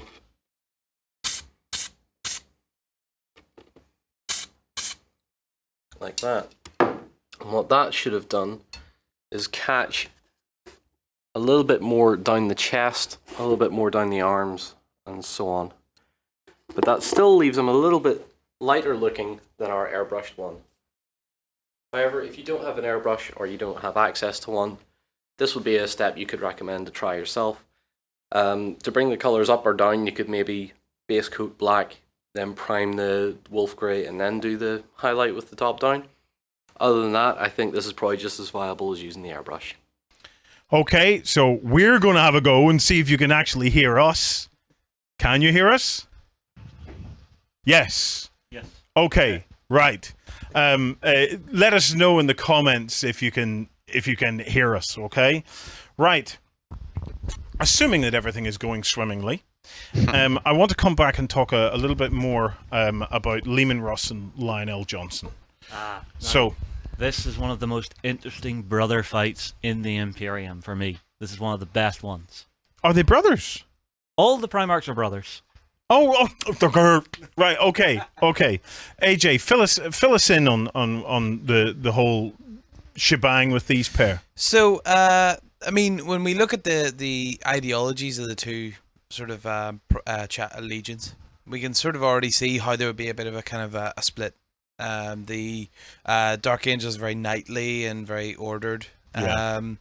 Lionel Johnson as well, he's quite reserved character. He's actually not very good with people. Mm-hmm. He's kind of quite reserved, and Luther, his kind of adoptive father, was always the one that really kind of brought the charisma for him. Even though he wasn't a Primarch, he kind of had that charisma that unified their home world. Yeah. Caliban. So Lionel Johnson was always kind of quite reserved and sort of, even though he was a tactical genius and amazing at being a Primarch. On the flip side, Leman Russ, was very quick to laugh and quick to quick to anger. Yeah. Thanks for that, Justin. Yeah. He has a bombastic personality, like yourself. Oh yeah, cheers. So you can what? That's a compliment. Is that a compliment? That's a compliment. Yeah. Okay, yeah. Well. Yeah. He was a bit more likable. He kind of had a real camaraderie with his men, as well. So naturally there was kind of this kind of natural difference. Yeah. But this kind of all came to a head when they were fighting on Durell. I think it was Durell. Mm-hmm. And basically the Dark Angels attacked, leaving their allies behind. The Space Wolves suffered because their flank was exposed, and they kind of had took a lot of casualties. However, the Dark Angels saw a tactical advantage to this and ended up winning the battle. Mm-hmm. The two Primarchs then ended up having a scrap, and they fought to exhaustion to the point where no one could even lift an arm to swing a punch. So they had literally exhausted each other. Then a number of years later, they meet again, and they have another fight. Except Lionel Johnson has a little bit of a sucker punch. He lands a sucker punch. Right. Basically, Leman Russ kind of fights, gets rid of his anger, then realizes this is stupid. We're brothers. He starts laughing, and then that's when Lionel Johnson sees his opportunity and lays him out and basically knocks him out in true kind of Rocky form. Uh-huh. In the meantime, he completely gets off the planet. He takes all of his Dark Angels while Per Lemon Russ is on the canvas. Yeah. He skedaddles and just basically bugs out with his Dark Angels. So that leaves Lemon Russ full of anger again and kind of ready to fight. So he did a dirty sucker punch and then ran away. and then ran away. You Dark Angels players, boys, you should be ashamed, really. Well, there are some theories that Lionel Johnson was actually sitting on the fence whenever it came down to the final battle at Terra. yeah. He was holding his forces back to see which side was going to win, to see which side he was going to support. Yeah. So there's something of that indecision. He's not like the other Primarchs in that, yep, it's all for my cause. I'm going for my cause. No, he's got a little bit of no, I'm for me and mine. Yeah. Yeah. So it's interesting. How did it? How did the Space Wolves change from the pre-heresy guys that we're working on tonight to the 40k guys that we all kind of know and love? Was there what effect did the heresy have on them? Both, I suppose, both technically, but also I'm thinking from the almost like psychologically as a chapter. Well, a legion that then became a sort of a chapter. Even that is different from Gulliman's lot, isn't it? Really? Yeah, I mean, while it's rumored that they had sort of taken out the other two legions that we don't know anything about. The reason we don't know anything about it, there's all kinds of kind of things that we have to consider. Maybe they weren't kind of pure strain. Maybe they, their gene seed wasn't right, so maybe they had been got rid of for those purposes. Maybe they were just so individual or kind of catastrophic that catastrophically evil. Maybe that they never were part of the Imperium in the way that we kind of know and love it. Yeah. So it wasn't until Prospero that it was that the Space Wolves had really faced a brother against brother encounter. Mm-hmm. So it was at that point then that Lemon Russ really took that to heart, and he kind of felt he struggled with it. He struggled with this kind of with his honor on this matter. Okay. Well, we have some comments coming through here. Stephen G, Dark Angels are chaos, and Cypher knows it. That's why he's trying to get to Terra, to Tattletale. Yeah. I'm guessing that's a bit of pure conjecture right there. Also, Jahatch28, Wolfen are pretty chaotic, but Dark Angels have secrets. Maybe that's where Slanesh goes. Again, total conjecture. But it's interesting to get those conversations going. That's why I sort of love 40k, because you can have those back and forth conversations about this, that, and theory craft a little. Yeah. Can anybody tell me why the Lehman Russ tank was named after Lehman Russ?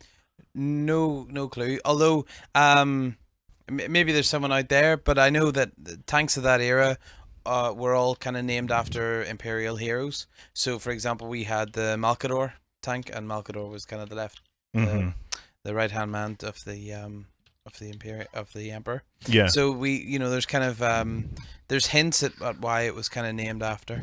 The Space Wolves used to be able to get a Lemon Russ Exterminator as part of their army list. So I don't know if there was something maybe that he favored that vehicle, or he had an affinity with that vehicle. Yeah. Or something. But one of the major changes then after that kind of encounter on Prospero was that Lemon Russ became a little bit more reserved. He was still very angry, but he wasn't as quick to laugh as he had been. He took things a little bit more serious, and that sort of happened within the Legion as well. They came a bit more serious, even though they still kind of have their drinking sort of halls and sagas and everything. They basically stopped taking shit by the sounds of it. Yeah. Well, there is one major change we haven't mentioned between the Heresy era Space Wolves and the modern day ones. The modern day ones have idolized Lemon Russ, like many of the chapters now have. Their Primarch was amazing. He was the best. In that book series we were talking about, Warren, there's actually a point where you get to meet Space Marines from the Heresy era, and they talk about what Lemon Russ was actually like. And they tell battle stories of him, and times whenever he did something just for the fun of it.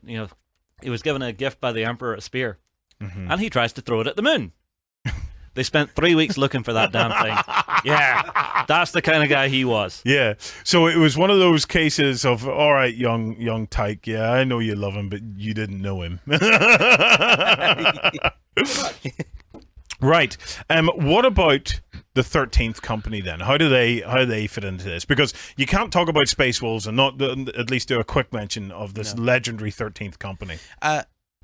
Well, no, after you, because those are the ones I was talking about from the series. They turn up in the Ragnar series. So off you go, AJ. Yeah, I was just going to say, getting back to the point there, that Wolfen are pretty chaotic, and they did spend the guts of 10,000 years in the Eye of Terror. So they had to replace sections of armor with sort of what they'd found on renegades and things like that there.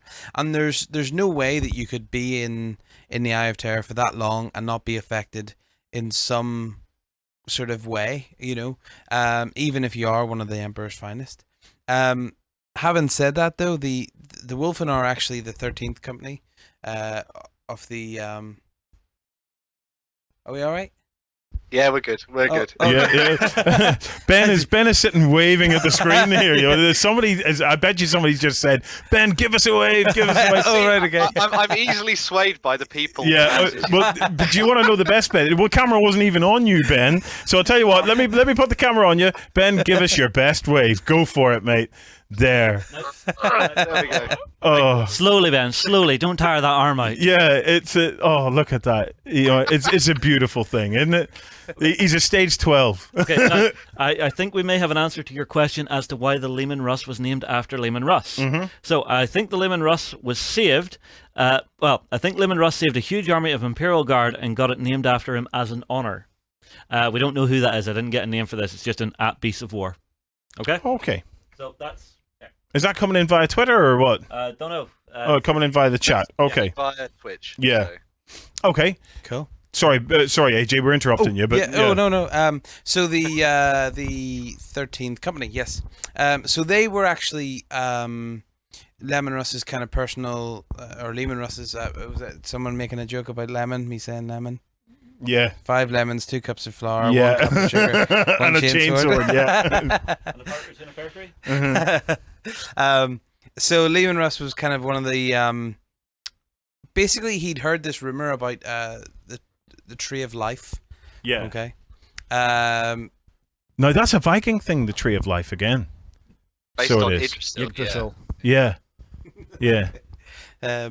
So what had happened was the battle for the Emperor's Palace had happened, the Battle for Terror. He wasn't involved in that. He'd been led a merry dance by the Alpha Legion, as many have been. Mm-hmm. And basically he didn't get back in time for the Battle of Terror.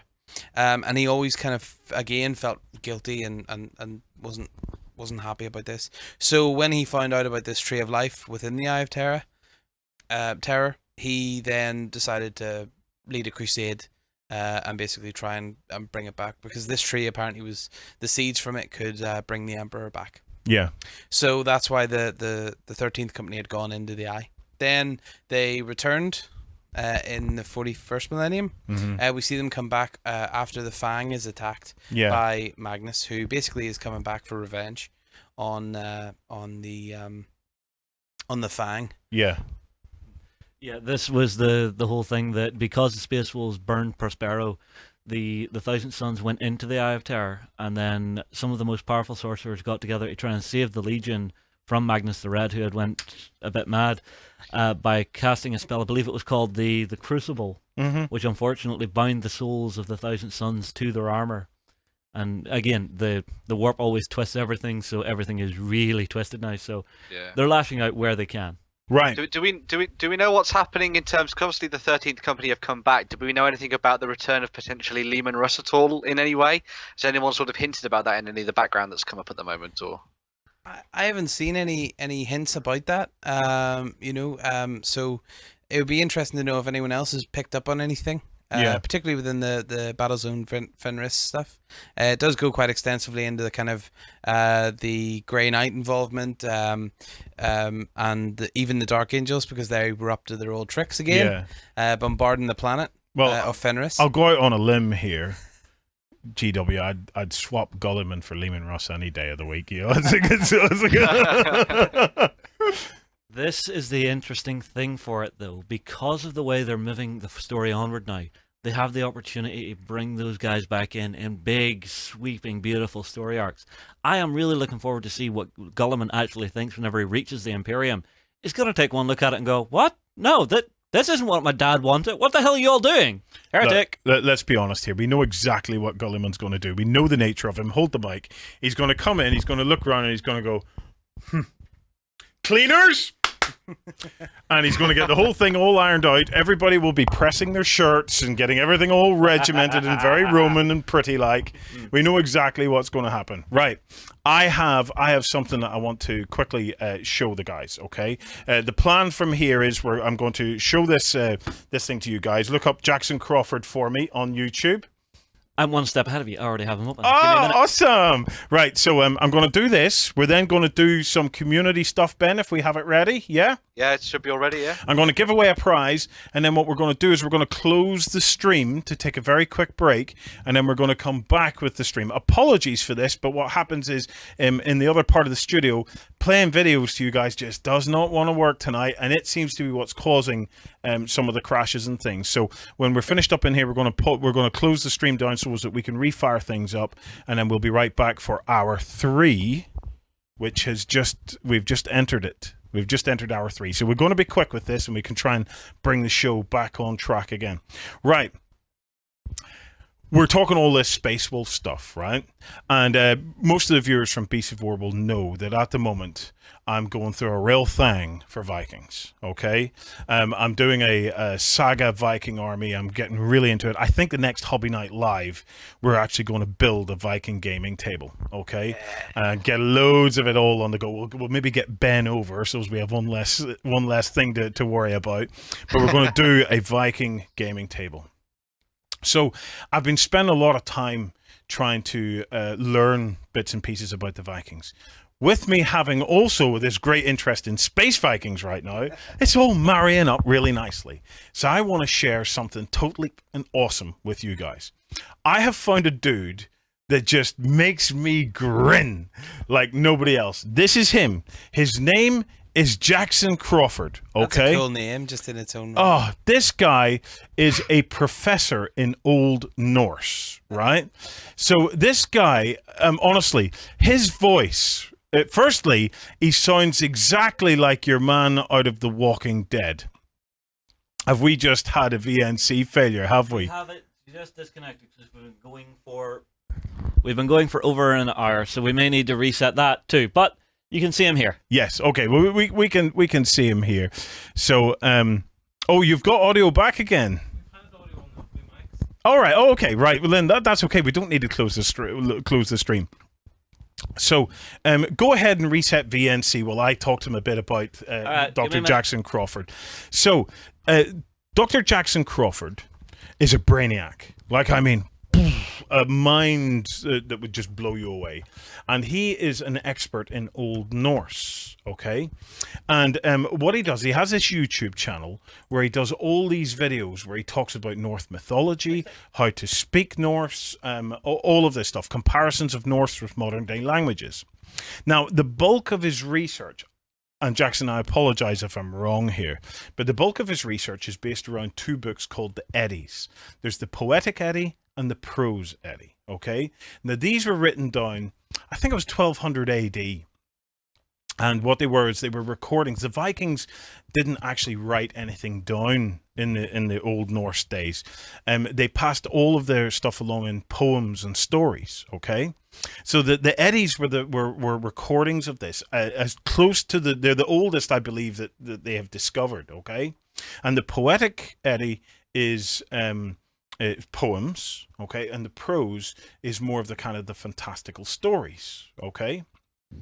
Now, I didn't realize just how influential these 2 books were, these 2 texts. And Jackson himself has actually done an English modern day translation of the Poetic Eddy. You can check out his channel, you can get the book, okay? Whenever he talks Old Norse, it just makes the hair on the back of my neck stand up. And whenever he talks Does normal, he have that kind of a voice? whenever he talks normal, he sounds exactly like Eugene from The Walking Dead. You know, at any point, I'm waiting for him to say, "I'm smarter than all of you." So basically, he'll start his videos like this and say, No, it's what like, we're going to talk about tonight. Hello, I'm Dr. Jackson Crawford, and I'm smarter than all you damn out there. He's fabulous. Anyway, what I didn't realize was just how influential they were. So the dwarves and elves, okay, that we know today in our games, came from these books. It came from the prose eddy, is where all of this came from.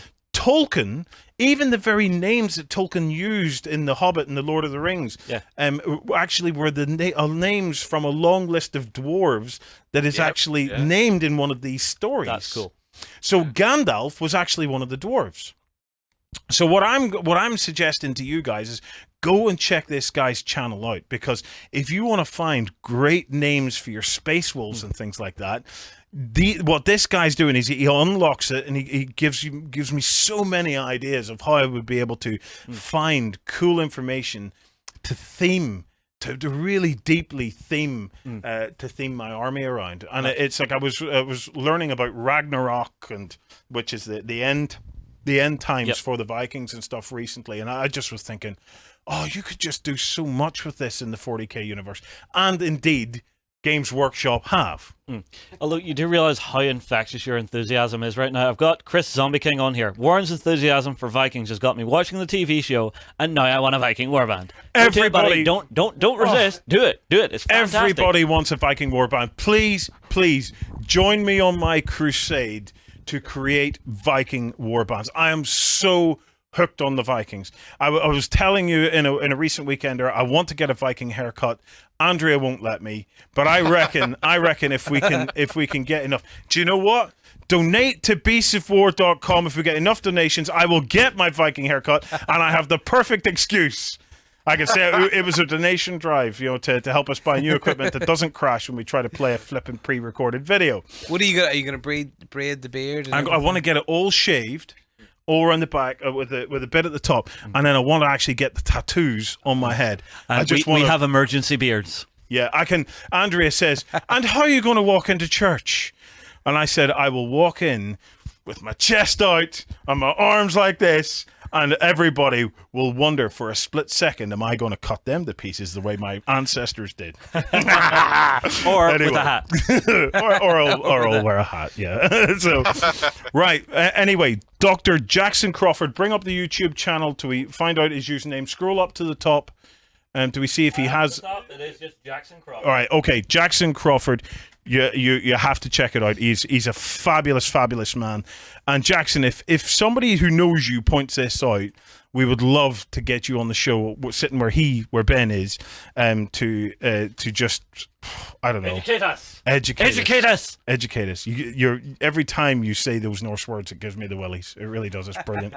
Right, guys, let's give away a prize. What time is it now? 10:10. So if we can wrap this up in about 5 minutes. Yep. So we have another set of 8 people that we've picked out here to show off what they're working on at the minute. So Ben, if you want to take us through the first one, Mini Giant, I believe. Yeah, sure, that's the one. So yeah, we've got Mini Giant, who was first up for this little set, and he's been tinkering away with some new tanks, and he's been working on a couple of different conversions of bits and pieces. As you can see, he's got a lot of the Forge World stuff here that you can sort of spy, but he's also added his own little touch to it too. So he's got some different types of guns been put into it. He's got the sandbags and all the coverings and the camouflage too. So if you're looking to build a little bit of an Imperial Guard force, maybe you want to follow on with Mini Giant and see what he's doing. So yeah. That is absolutely gorgeous. I love the fact that he's putting in brass weaponry onto it. He's dropping into some scale modeling there. Forge World makes me weep. It really does. It makes me weep. You just look at it and you just think, oh God, it's so beautiful. Yeah. And then when you see somebody then take it to that extra step with all the well, I was about to call it luggage. It's called stowage, isn't it? Stowage. While I have you here, we actually have one of our friends is wanting to come across with a Warlord Titan to unbox. You up for it? Oh God, yes. Yeah. Yeah. Yeah. All right, there it is, confirmed live. Can we do him in and keep the Warlord Titan? Can we? It's Forge World. I made a faux pas. Well, not really a faux pas. You know, Games Workshop were trolling us over a plastic Thunderhawk, and I had so much high hopes. If I'm being honest, I don't actually want to see a plastic Thunderhawk. I want to see a plastic Warhound. I think a plastic Warhound would be the hairy dogs. For all of us. But it seems that we heard last week, I think it was last week, that Forge World have now in fact sold the very last resin Thunderhawk, and now the new pattern Thunderhawk is about to drop. This could be interesting. It could be. It's lovely. Is it? Yeah. They leaked a picture on their community website, and it's beautiful. It's kind of like a smaller Storm Eagle. Lovely. Absolutely lovely. Right, Ben. The new Thunderhawk is smaller than a Storm Eagle. Yeah, well, the Storm Eagle it's the one that carries the sort of like yeah. I know what you're talking about now. Yeah, sorry. Thunderhawk carries about 30 troops. So it's basically it's the same sort of silhouette, but it's just got all that lovely detail that the Storm Eagle has. Yeah. Okay. Fantastic. Ben, who have we got next? So next up is Radagast, who a lot of people know potentially from the hobby weekend, where we used a lot of his painting palette, sort of wet palette stuff, which is very, very cool. Radagast, we're actually using your wet palettes tonight, mate. And Radagast's other, we have some here. I have been one step ahead of you, my good sir. Let me show you. These are Radagast Workshops wet palette papers. And they are the Beasts of War choice of wet palette papers. Yep. Also, the fact that Radagast looks exactly like Ragnar Lothbrok from the TV helps. series really does help. It's love your Radagast. Yeah. Yeah. Okay, so what's he working on? Yeah, so he's working on a whole bunch of these sort of sci-fi ladies, as you can see here, with their swords and stuff, for all those kind of grim, dark future stuff that you might be doing. But yeah, they look very cool at the moment. He's been working a little bit on the pale flesh, as you can see. Then he's going to be building it up throughout the night to see how it all comes together. So, they look like they would make fantastic alternate sculpts for the Khador Doom Reavers. I hope that's what he's thinking. That's his war machine, isn't it? Oh, yeah. So the Doom Reavers are prisoners who have a magical sword bound to their hand, but it's sort of, it sucks in their soul, controls them, and gives them like absolute rage to fight upon the battlefield. Yeah. Those are beautiful. Awesome. Who's next? Ultimates. Next up, we've got a community member called Weil, who has been painting up one of the games that I'm really, really excited about at the moment. It's called Relic Blade. It's a little bit of a fantasy adventure tabletop skirmish game.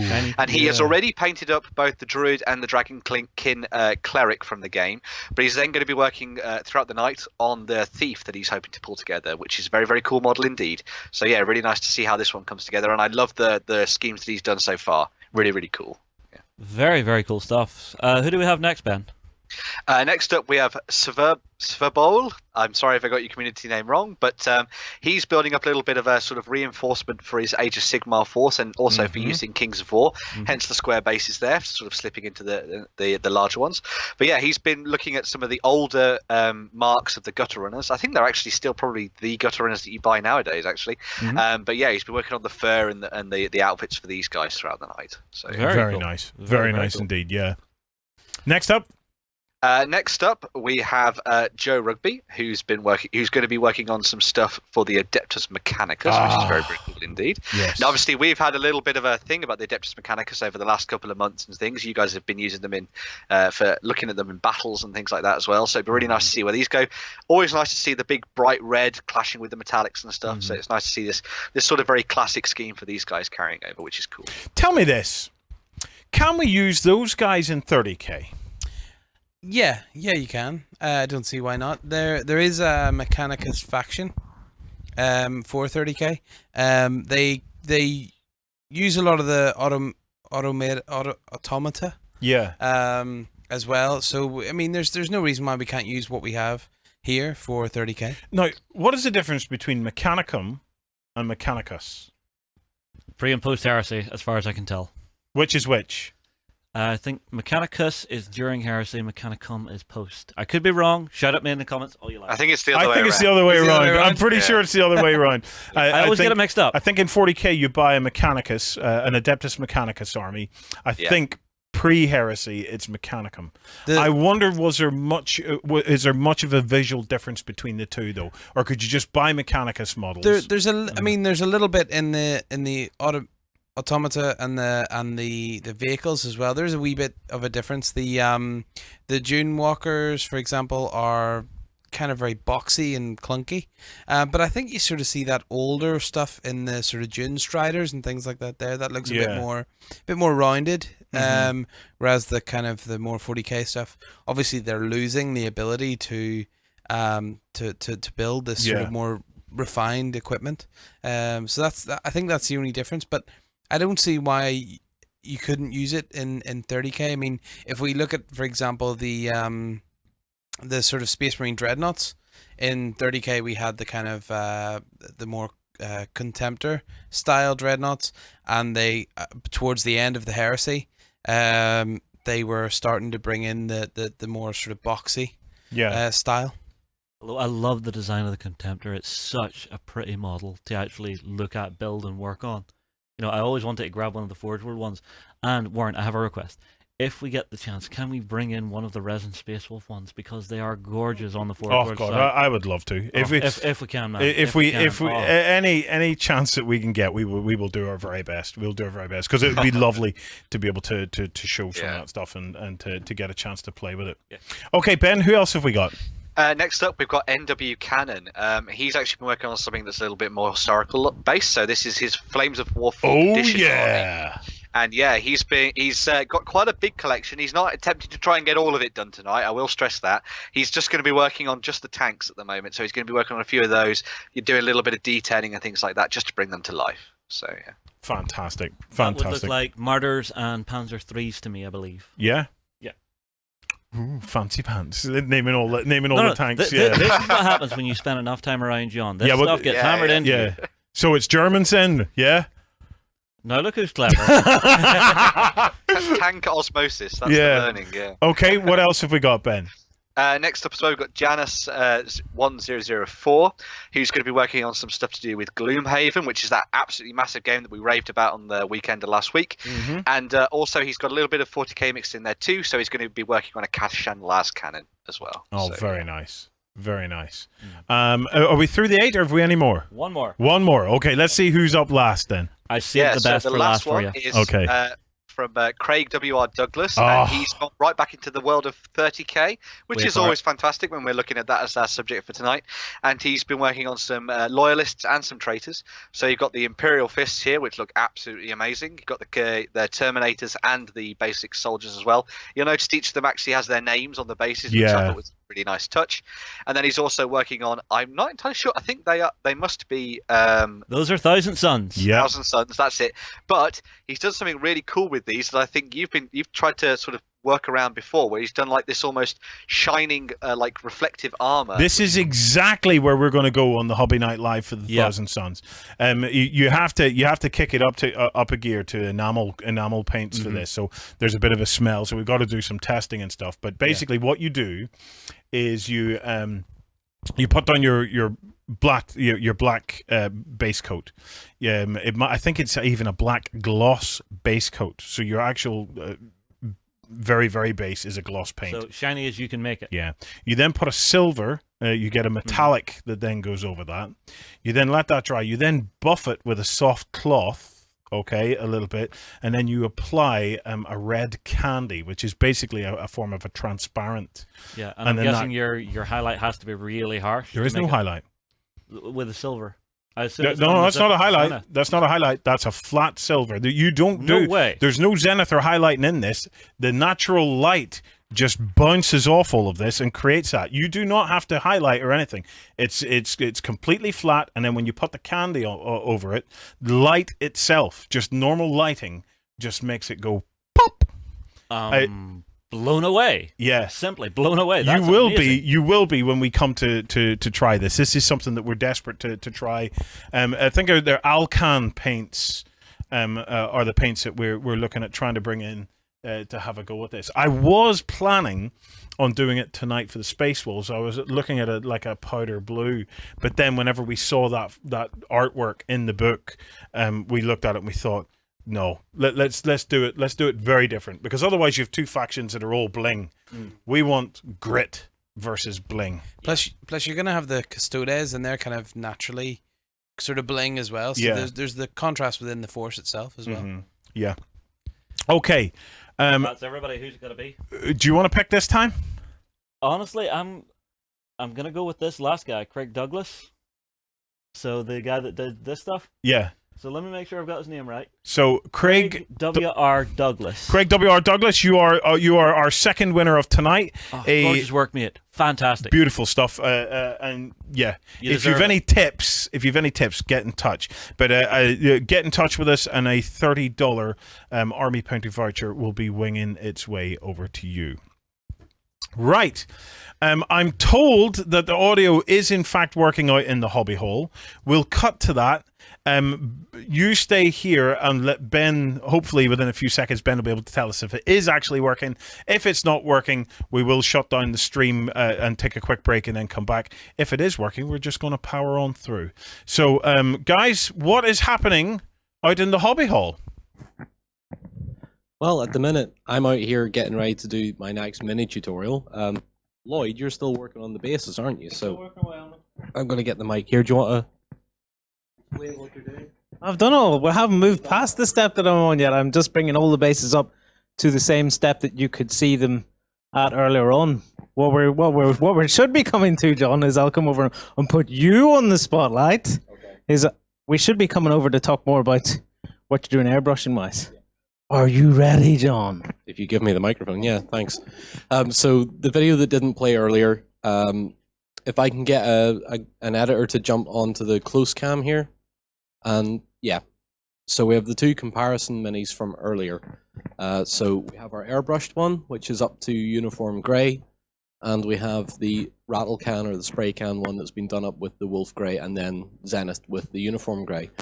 Now, personally, I prefer the airbrush. Some people think it's just more expedient to do the rattle can, but that's fine.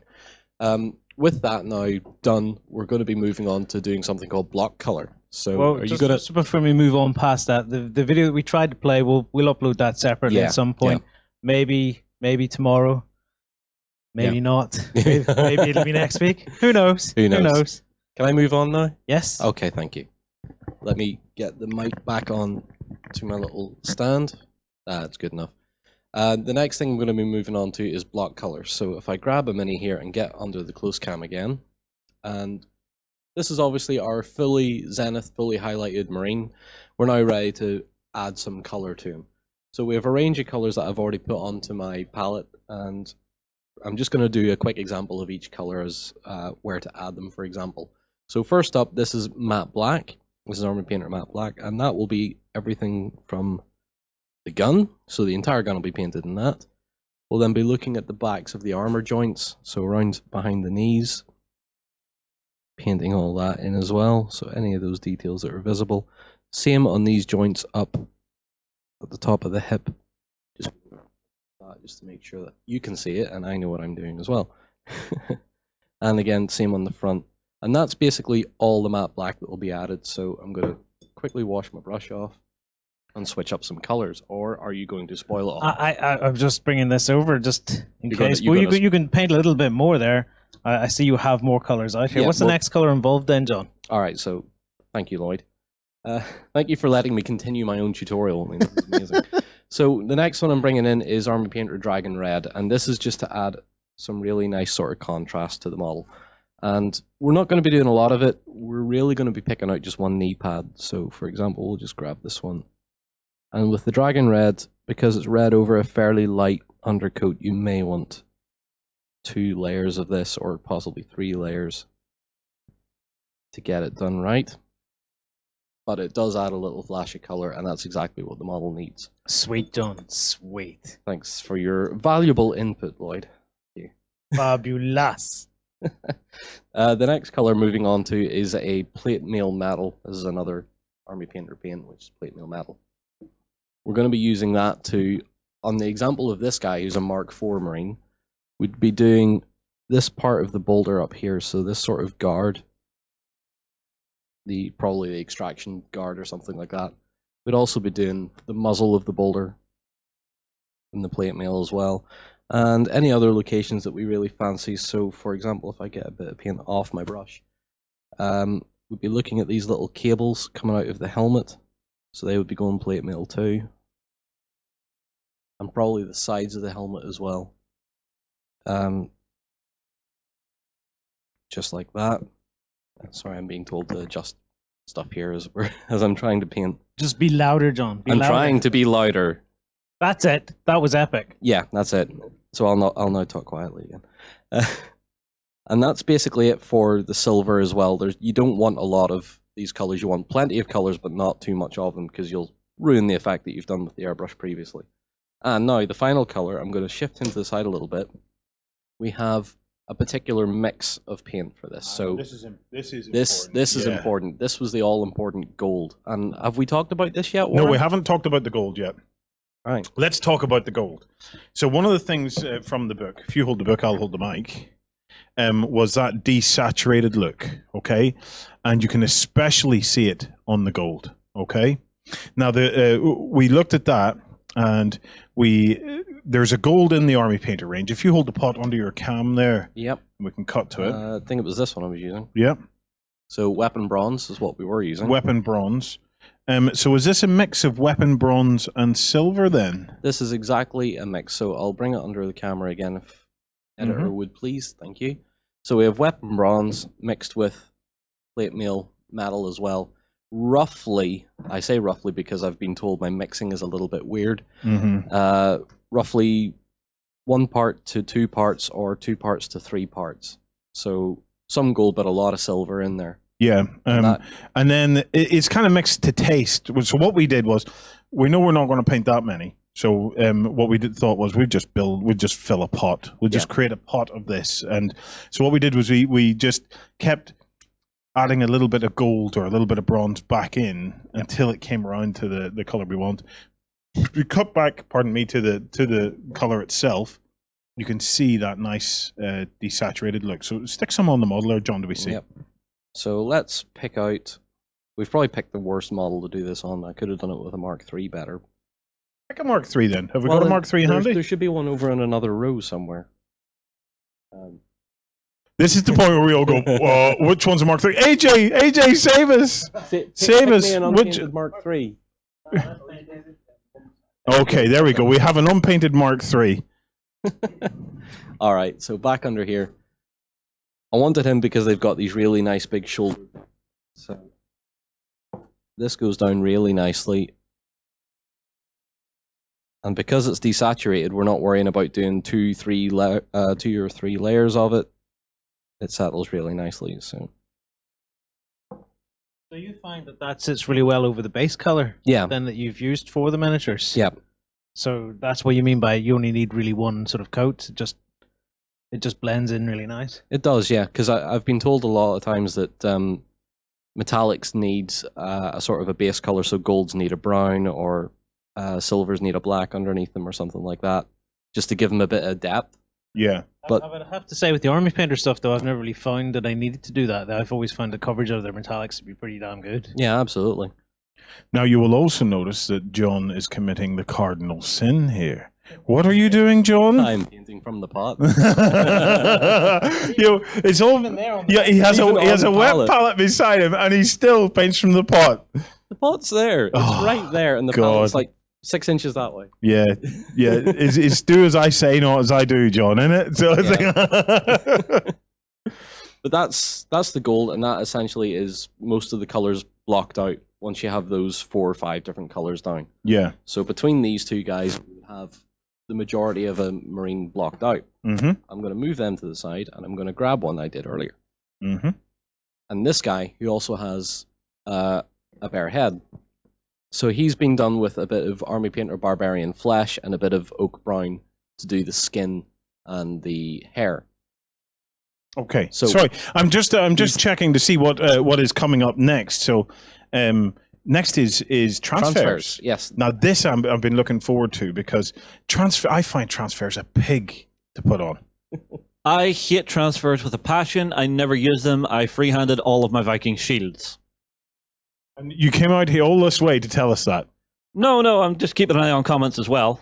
Okay. See, this is one of the things I liked about the dust models. They all came with transfers. You just paint around them. Right. Well, we've got old dirts here. Maybe Justin and Warren should grab a brush too and help so the whole project will be finished by the end of the hobby. Burned! Well, Teatrin kind of reinforces that even worse by saying, "Ooh, check out Warzan pretending he knows how to hobby when we all know his lackey John does all his hobby for him. I've got bad joints, man. He does this because I've got a medical condition." Oh, Korea. I'm sensing a little Basil faulty here. Right, okay. Transfers. Let's see how we do this. So, right, Okay. before you do anything, Yes. show us what we need. Well, under camera again, please. Thank you. We need the transfer. I'm not going to stop there. Okay. I use two different solutions for this. So the first one is microsol, and this is the stuff that melts the film underneath the transfer. Yeah. Then after that, we go on to microset, which is essentially white vinegar, and that sets everything. That stiffens it all up again. Okay. We like seeing it stiffened up again. Yeah. Now, the reason we're doing this is I wonder how many of you guys at home have put your transfers on and you just have this horrible, shiny kind of thing on your tank and stuff. And for a long number of years, I think my Blood Angels and stuff like that had these horrible, shiny transfers and stuff on, and you're looking at it, and the only thing that would work would be blasting the whole thing with like a gloss coat and then blasting the whole thing with a matte coat. And even then you could still see the edges of the transfers and stuff like that. This actually just takes the pigment of the transfer because it kind of dissolves everything else away and lets the pigment actually settle down onto the model. So John, go ahead and show us how it's done. Okay, so the first thing I need to do is get a brush and put some microsol onto the brush. I then paint, because this is the shoulder pad. Oops. Excuse me 1 minute. I clean my brush properly. In proper use of equipment again. I'm going to change brush. And he's going to pick an even dirtier brush. I'm going to pick an even dirtier brush. Okay. Yeah. Do you want a clean brush? No, just before we continue on there, Leiden, I'm really sorry. So let's go back here and with a clean brush this time. Okay. I hope it's a clean brush. It is. Thank goodness for that. So we put the microsol onto the shoulder pad, and then we let that sit. We then bring the transfer. Sorry, you're going to have to cut back out again quickly. Okay. And all I'm doing is dipping the transfer into water. So just alongside my wet palette, I have transfer dipped into some water, and I'm going to place that back under where you can see it down here. That'll take a few seconds to loosen. Yep. So it may... Let's just play with it a little bit. Well, let's give it a sec and remind everybody that we do have surprises up for grabs. Yes. Yeah? Okay. So tonight we were giving away 4 $30 Army Painter vouchers. Okay, we have 2 down, 2 to go. If you want to be in with a chance of winning those, come on over to beastsofwar.com and get involved in the forums. If you go to bit.ly/your-hobby, and if you don't already have one, create a free account on beastsofwar.com. We're then also giving away a foreground building at the end of the night. I haven't worked out exactly how we're going to do it, but it's an 80 quid building, beautiful 28mm kind of Gothic style city building. I think it'll look great. I think it'll look great, and it would start off a great collection of those buildings. So if you want to be in with a chance of winning those, please come across, get involved in our forums. The whole idea of the forums is tonight is just kicking off your weekend of hobby. We're trying to get everybody all inspired and stuff like that. So the forum is going to remain pinned kind of like to the homepage. We will find a way. And then over the course of the weekend, just keep posting your updates and see just how far you got on the hobby weekend that was kicked off with Hobby Night Live. Okay? Right. I'm ready. Jono, are you ready now? I am, yeah. So the transfer is now loose. I can then place the tip of the craft knife down and then and slide it onto the knife. Gingerly lift it from the paper. Get rid of the paper. Bring the marine back in. Now he already has the microsol. He has on the him. sol on the shoulder. So then we line the transfer up. and gently place it down. And you immediately see the problem that everybody has with transfers on a curved surface. It sits weird. It doesn't settle in any sort of manner. So let's get a brush that appears clean.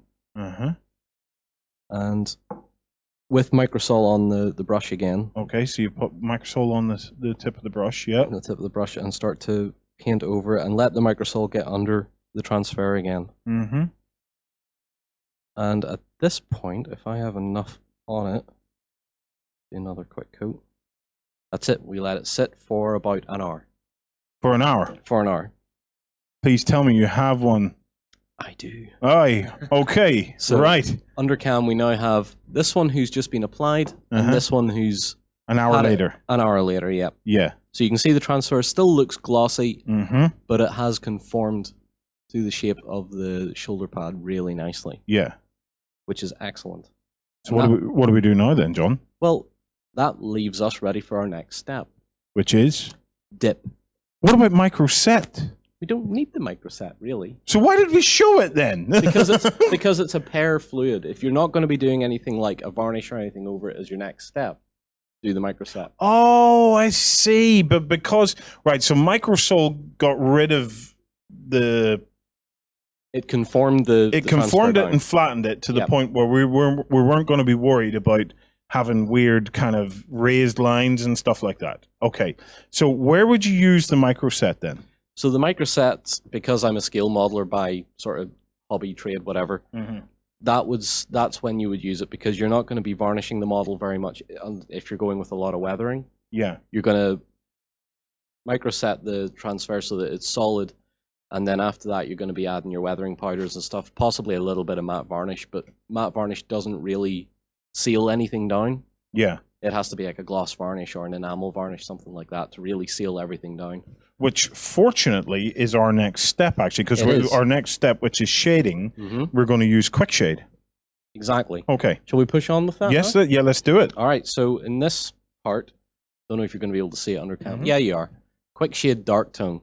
And this is one that one of my friends who I think is still watching was curious to see how it worked. Yeah, AJ's been curious about this as well. AJ, come on over, because I know you're very curious to see how the quick shade actually works. So, right, I need something to open the tin with. Do we have anything metal over there? Clippers? Clippers will do.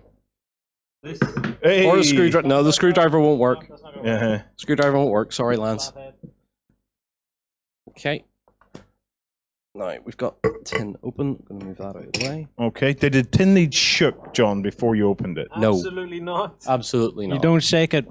When the army painter guys were over, he was like, don't shake it. Just put it down and get like a bit of wood and just gently stir it, because you don't want it full of bubbles. Which you'll see John do now. John, are you going to stir it? I'm just going to use the back of the end of a paintbrush. Okay. There we go. There we go. So the idea is not to get bubbles into the thing, yeah? Yep, that's right. Bubbles are bad. Bubbles are bad. And if you pick that brush up now, can you see a big blob on it? Not the anymore. idea is you'll stir it, because if the tin wasn't pre-stirred or something, so maybe it's just fresh and it's just arrived with you. Yeah. When you put your brush in, or piece of wood or whatever it is, and you lift it up, you'll find a big blob of like pigment this on one? the bottom. Right. Let's see. Ah, here, there we go. Well, even bigger ones than that. You just put it back in and gently stir it around, and eventually the blob will disappear, because it'll get worked into the solution. What you're doing is trying to dissipate the pigment through the medium. Yep. Okay. This is the thing the army painter guys were saying. The pigment in this is so heavy. That's why it works so well. That's why it wants to go into those corners of the miniatures so much. Ah, so there's an actual... So there's a weight to the pigment, and that's what causes it to have such controlled shading, because it wants to fall into the recesses. Gravity does the work. And this is the difference between using this and using your washes. Your washes will ultimately tint the entire model. What you're about to see here is shading, but with a lot less tint. So the actual shading does the work. Yep. So I think we're ready to go. So I'll just grab our marine here. Yeah. I'm using... for this, just for reference, I'm using a small dry brush, an army painter small dry brush. This is because it's got a nice broad bristle on it, so I'm dipping very lightly into the top of the can. I'm not soaking the bristles. I'm not entirely dipping the bristles in, because we don't want a very heavy coat with this. So let's start applying. Let's go up from the helmet here. I can do some shout outs. Commodore Rob says you're a heretic, painting directly from the pot. We should string John up for that. Let's keep the camera on this because I want people to see this stuff going on. 051276 says, Warren, don't worry about your old joints, mate. It's just called delegation. Blacknell84. Now, we've got people saying different stuff. Blacknell84 is saying you should really put down a gloss varnish first, whereas T-Trin is saying gloss varnish first, then matte to dull it. But I'm seeing someone else here. I've lost their comment, but they say put the matte coat down first. So no. Which way do you go? Which gloss? You always go gloss first because the gloss coat is going to give you your actual protection. Remember, we're not having to varnish this because the quick shade itself is actually a varnish. So we're achieving 2 steps in one. We're shading the model and we're giving it varnish protection as well. So you put your quick shade on and then you give it its matte coat. Right. So you'll want a wee bit of white spirit then to clean off your brushes once you're done, just to make sure you don't destroy your brush. Yes, absolutely. This quick shade stuff is going to need a kind of like a white spirit or something like that to give it a proper clean. Michael Wittmann Ironjaw says, look at Lloyd's. He's making a pot noodle. Very good. There it is. There's our pot noodle. Congratulations, Lloyd. You're now the proud owner of a new baby pot noodle. Yeah. All right. Well, here's one from Fireblarney2. I didn't get on the stream until a bit later today. Had intentions of getting up at 5 a.m. and hobbying away with you guys, but didn't quite manage it. But I'd say this is a success, and I'll be setting the alarm next time. That's some commitment, my friend. That is some commitment. 5 a.m. hobbying. Go for it. That's what we want. That is exactly what we want. Stephen G, microset and soul and a sharp exacto. Transfers will conform to anything then. He had the round imperial fist symbols to put on the shoulder pads and it worked a treat. Definitely for anybody in the 40K world, you know, we know how important the transfers and stuff are. Get yourself at least some of that micro set if you're going to use the quick shade methods, and if not, grab some of that micro soul as well, just to really fix it down. All right, I've got one from MBDIs. Not sure I want to use transfers on my tie or not. They're probably the wrong color red to go over the base. I'm going to use a darker red. Yeah, that's one of the tricks, it really, isn't it? Because you know, there is some limits to what you can do with transfers, and those limits are entirely based on your color scheme, really. What you want is high contrast. Higher contrast shows them up better where you put them on. Yeah, absolutely. Absolutely. Okay, John, how are we getting on? Nearly done. Nearly done. So talk us through what you're doing there. So at the minute, the technique I've been doing with, or applying this with, is sort of just dabbing all over the model, and then when I see anywhere that's pulling a bit too much, I'll go back in with the brush and sort of sweep it back out again, because it does run into the recesses.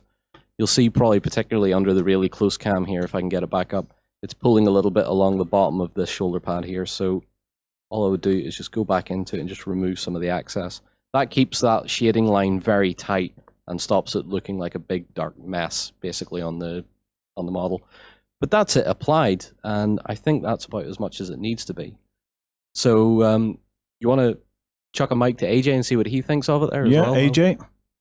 It looks class. I just have one question just on the painting from the pot issue. You wouldn't never put that on a palette? No. No? No, because this is more of an enamel base, and you need white spirits and stuff to play with it. You could decant it into something, but other than that, no. Do you want to show off before and after? With one that's actually dry? Yeah. So, okay, we do have lots of people asking if this is really going to add enough shading to the model, John. So I think that's something people are really going to be concerned about. Well, there's my answer. I think that's pretty well shaded. Now, this is before its final matte coat, isn't it? Yeah. No, the main thing that this does shade is the grills in the helmets. We're getting sort of the darker recesses in around the... What am I doing? What am I doing being told? You need to push it further in. I am being pushed. Okay, push it in deeper, John. Oh, dear.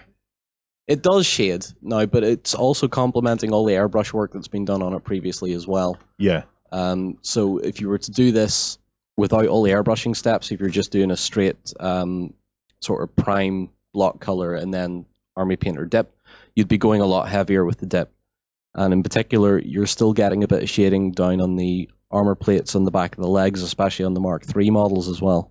But yeah, I think it adds shading, but it also ties in all the airbrushing steps that have been done previously as well. It's important to, if you're putting the dip on, to just not leave it there. Don't let it pool on the likes of weapons and stuff like that, because I've seen it where someone will just slather it on. You're supposed to, so it gets onto all the nooks and crannies. But then, say you're doing a big group of minis. Let's say you do 3 minis, and by the time you've got a third, then you go back to the first one you did and clean off anything that started to pool just by getting a brush and pushing against it, and then wiping it off, and then pushing against it, and it just lifts it off of the surface. The other thing is, once we show you the matte coat stage, you'll get a far better idea of the shading. Now, it's important to set the expectations. We could have, in theory, took the wolf and dunked him in there and sent him for a swim, took him out, flicked him off, and had a big, deep shade. But what we're trying to do is, remember, this is pre-heresy, right? We want these guys to look kind of sharp, okay? We don't want them too grubby, and what we don't want is we don't want to tint the model. We want to make sure that we're putting on just enough to allow the actual pigment to go into the recesses, but not to actually apply an overall tint to the model, because we don't want to darken it. We've already set up our whole color scheme and for that, so we don't want this stage to darken it. We just want it to very quickly do something that we couldn't really do it with a brush. It would take all day to try and do that. You'd be sitting trying to wet blend it. We have a few comments. This is actually relating to something that Demon117 is saying. Interesting to see that you coat the entire model in shade. I tend to use a detail brush and put the shade just into the recesses. Really, it's just another tool in your toolbox. You can use it whichever way you want and figure out which way works best for yourself. There's a reason that we coat the entire model in the shade, to protect it. Remember, this is our varnish. So that is what's going to give us the final coat of protection for the transfers, for the paints, and for everything else. We want to be able to manhandle our little men. And this allows us to do it. I'm at the stage now where I want to go off and spray. So if you see me disappear, that's where I'm going to. If you can come in and get a... Yeah? Before you go, we have Saint of Sinners is saying, "Yay, Lloyd is jammy dancing. Make him dance." Not making. I danced earlier. You should have tuned in for that. I did the whole jig. Yeah, but did they do the whole donations into our virtual jock straps thing? I'll do that. I'll do it for that. Yeah, I'm at the stage of getting close before I disappear to spray all these. Now, they're done. These are our Terminator bases. Yeah. Next step is to take these and just go and spray them with a skelly bone from the Army Painter, and that's the base coat color that we're going to build up from. Okay, well, we're now approaching 11 o'clock, so you need to get a damn move on now if we're going to complete that tutorial. Right. Stephen G says, "Don't judge a model you've used quick shade on until you've actually done the matte varnish." We will be coming to that. What else have we got? Well, MBDIs is having a conversation just directly with you, Justin. Yeah, so he's saying, so if I freehand on my Tau, would you suggest a blue, white, or yellow? John, I'm going to pass this one to you, because you're the color expert here. What is he asking? Right, so this guy has a red Tau, and all his transfers are red. Yes. So he's going to freehand. Right? Okay. He's just going to go in a freehand. So he wants a choice. What should he do? Blue, white, or yellow? I know exactly what you should do, but it's white. It's blue. No way. It's blue. Blue on red. Ugh.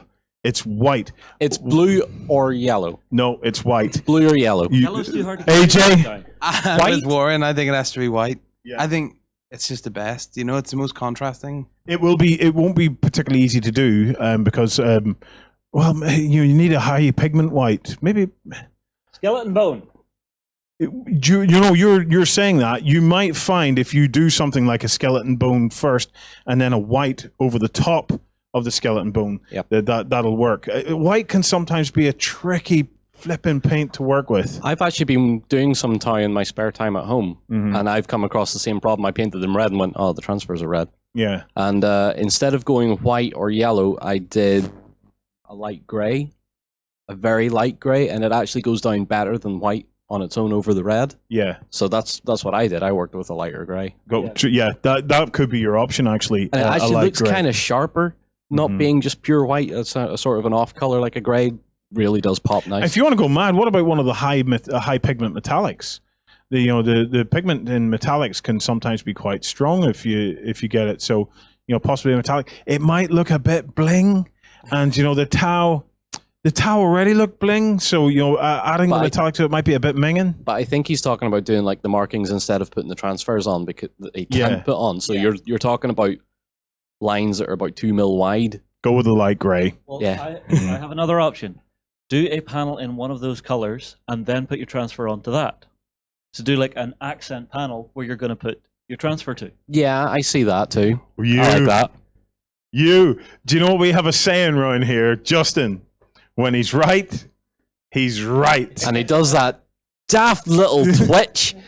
That is a subconscious tick. Right. What is our next step? Well, actually, that about finishes us up in here. Yep. We are now going back in to talk about some 40k rules, which should take. Actually, we're nearly at the end of the next hour. So what we'll do is we'll break our 40k rules chat into two. Yep. Yeah. Right. So we're just going to bring up the little hashtag image to give us a moment to get refixed. We'll be back in a moment.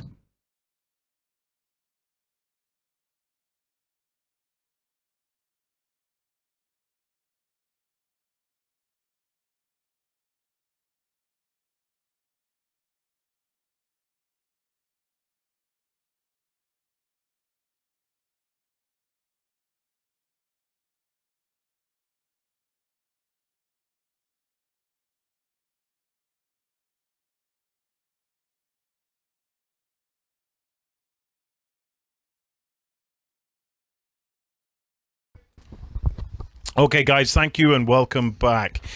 Right, Ben. Hello. Dude. I turned myself off, but I'm back now. You're back now. Have you turned yourself on? I've turned myself on properly. It's that time of night. It is. We are rapidly approaching the witching hour. So we are all going to get properly turned on now because we're about to talk 40k 8th edition. So, AJ, I'm going to pass this to you because I know you're going to use it more than me. Yeah, let me just. Thank you very much. Can I still hear you, Ben? Talk to me, Ben. Hopefully you can still hear me. No, I can't hear Ben, which is just typical, but I'm sure that you guys can. Yeah. So let's start talking to him about the weapons and statistics profiles. Actually, AJ, kick us off. Generally, what's coming out of Workshop over this last couple of weeks in terms of rules changes? So the great thing that we've seen is it almost feels like at this point Age of Sigmar has kind of been a bit of a test bed for what we're seeing with the leaks for 40k.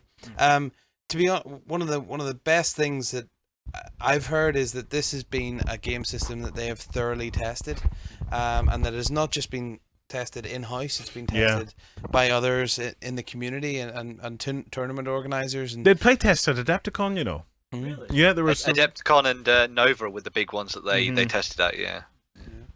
So for me, that's one of the most positive things that I've heard, that's come out of this, because sometimes we've kind of seen we've just been left in the dark until the last minute, and everything's nerfed and you can't do that anymore. Yeah, and it's kind of so it's nice to see that's kind of where they're coming from as well.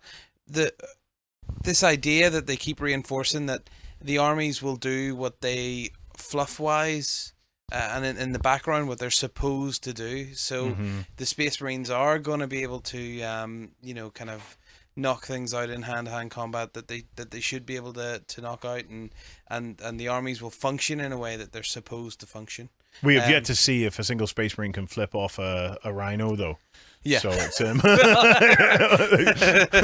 one-handed too. One-handed. Ben, we are definitely seeing links to the Age of Sigmar now. What Workshop clearly have learned a ton from the whole Age of Sigmar experience. And if anything, I think the Age of Sigmar experience has been fabulous for them. As much as it may have been difficult at the start, boy, did they stick with it. And Age of Sigmar has a fantastic following now, and I think we're about to reap the benefits. Ben, what do you think?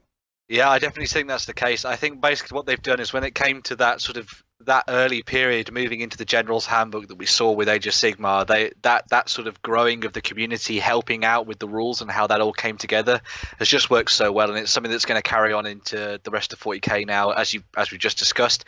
They've tested it with tournament organisers and people that are just casual gamers as well.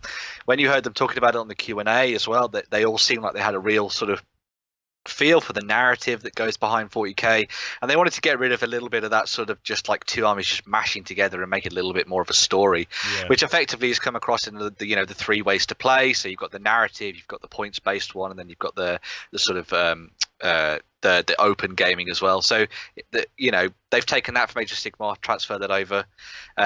In terms of looking at it in terms of just the stats as well, I mean, they've even mixed things around. They've taken the limit off the stats, so they don't just cap at 10 now. So you've got a lot of the sort of stuff that came through for both monsters and vehicles in this case.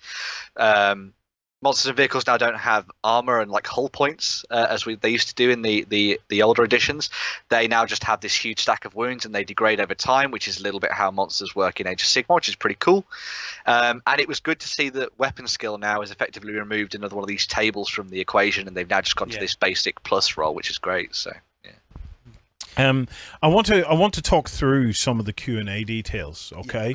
And just to get Ben, your and AJ's thoughts on these, right? So we're seeing the return of movement values.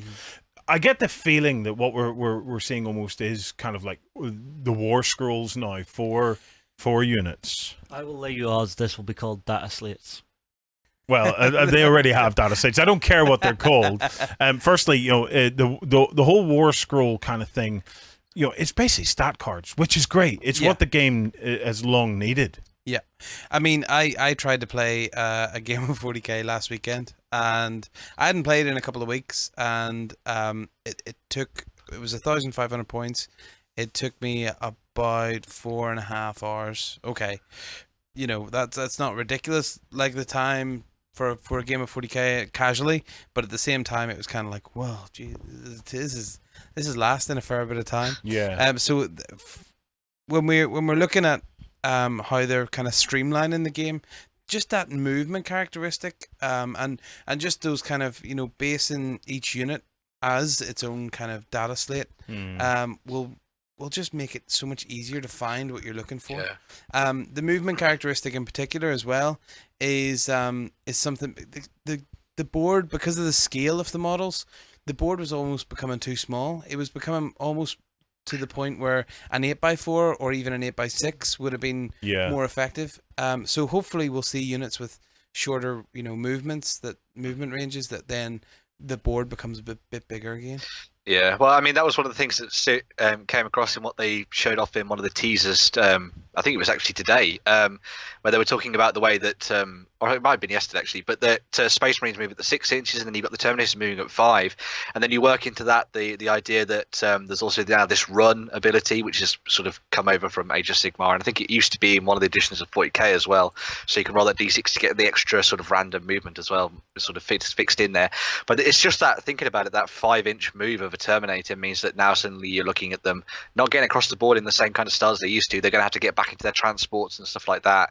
It's going to be a lot more of a combined arms thing, I think, in this new edition. Well, that's a good point, actually, isn't it? That it starts to bring the transports and the vehicles kind of back into play.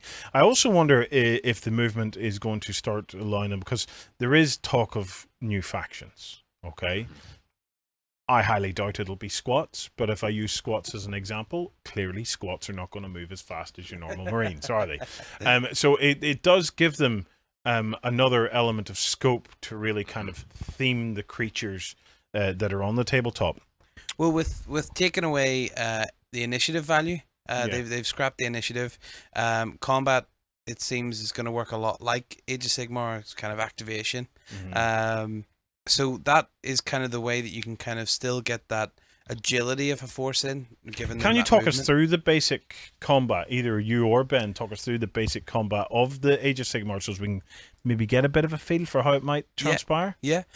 So Ben, you can correct me if I'm wrong, but basically, in Age of Sigmar, you charge to within half an inch. Yeah. So you have to start. You can't come within 3 inches of an enemy model. Mm-hmm. And then what happens is in your charge move, you can move to within half an inch. You don't actually need to be in base to base, but it's that half inch is the important sort of distance. Yeah.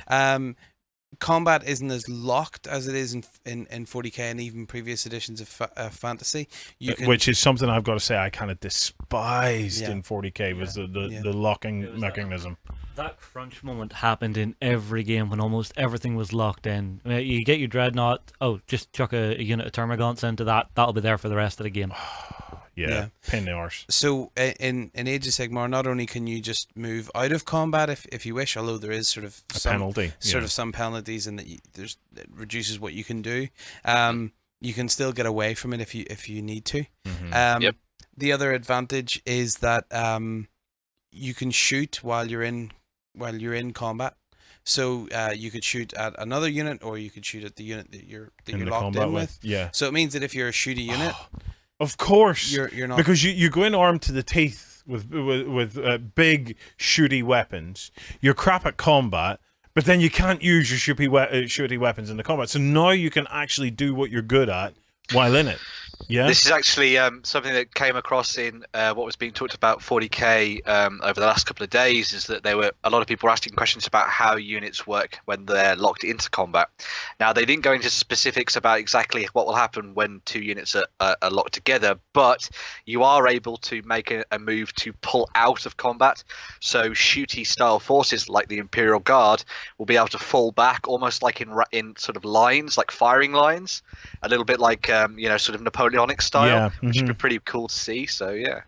And again, it comes back to them focusing on the fluff and the background of the game and how these armies would actually fight. They, if you had a horde of orcs coming at you and you were a poor guardsman standing in a firing trench, well, you might pull back a little bit to give you that firing distance. Yeah. One of the other things that seems to have returned are range modifiers. Now, again, this is something that could directly influence the feel of the size of our gaming tables. Yeah, totally. I mean, I think it was sort of. I'm not aware of it in Age of Sigmar. Are you, Ben? Are there range modifiers? I don't think there are, apart from potentially some of the larger weapons. I'm sure people in the chat might be able to correct me on that, but I'm fairly sure there isn't anything like that. I think they've kept that in as almost as a hangover from what they've been doing with what we saw in Shadow War Armageddon. So they're sort of carrying that over from that second edition of the Necromunda rules and trying to add a little bit of more of a spin and a variety to the different types of weapons for 40k. So, well, let's talk vehicles for a moment. No longer have armor values. They just have, all units have the same statistic block. So that means it will be attacking and killing vehicles the same way as we're attacking and killing troop units and stuff like that. That's going to be a great simplification to the game, isn't it? Anything like, I don't really see why it ever had to be different in the first place. I think the reason that it was changed. I think the reason it was changed from armor values is because people were sick of having, and this was one of the things that came up on the live stream, a tank that was sitting on the table, turn one, gets hit by a last cannon, dead. You've lost your toy, you can't play with it. Mm-hmm. This just means now that, you might take a massive hit from that last cannon, but your tank's still going, but it'll just be degraded in its abilities. It might lose some of its ballistic skill, or it might lose some of its movement or something to sort of affect that sort of thing, like when you lost weapons or you lost movement or you were immobilized, for example, when it came to sort of the armor rules in the original, in 40k from 7th edition and stuff. So yeah, it's just making things a lot more fun to play around with your tanks and your big vehicles and your monsters, and just not getting one-shotted by stuff all the time.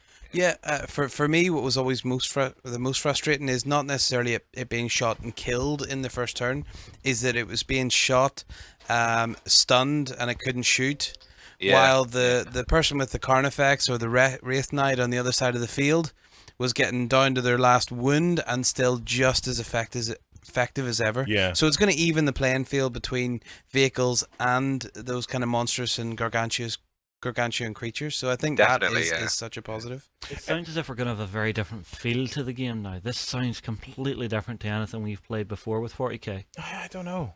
I'm getting that sense from it. Yeah, I'm really excited about playing it. Okay, the thing about this is right. It's Age of Sigmar looks deceptively simple. Okay, because they talk about the core rules are 4 pages long or whatever. The rules for Age of Sigmar are not 4 pages long.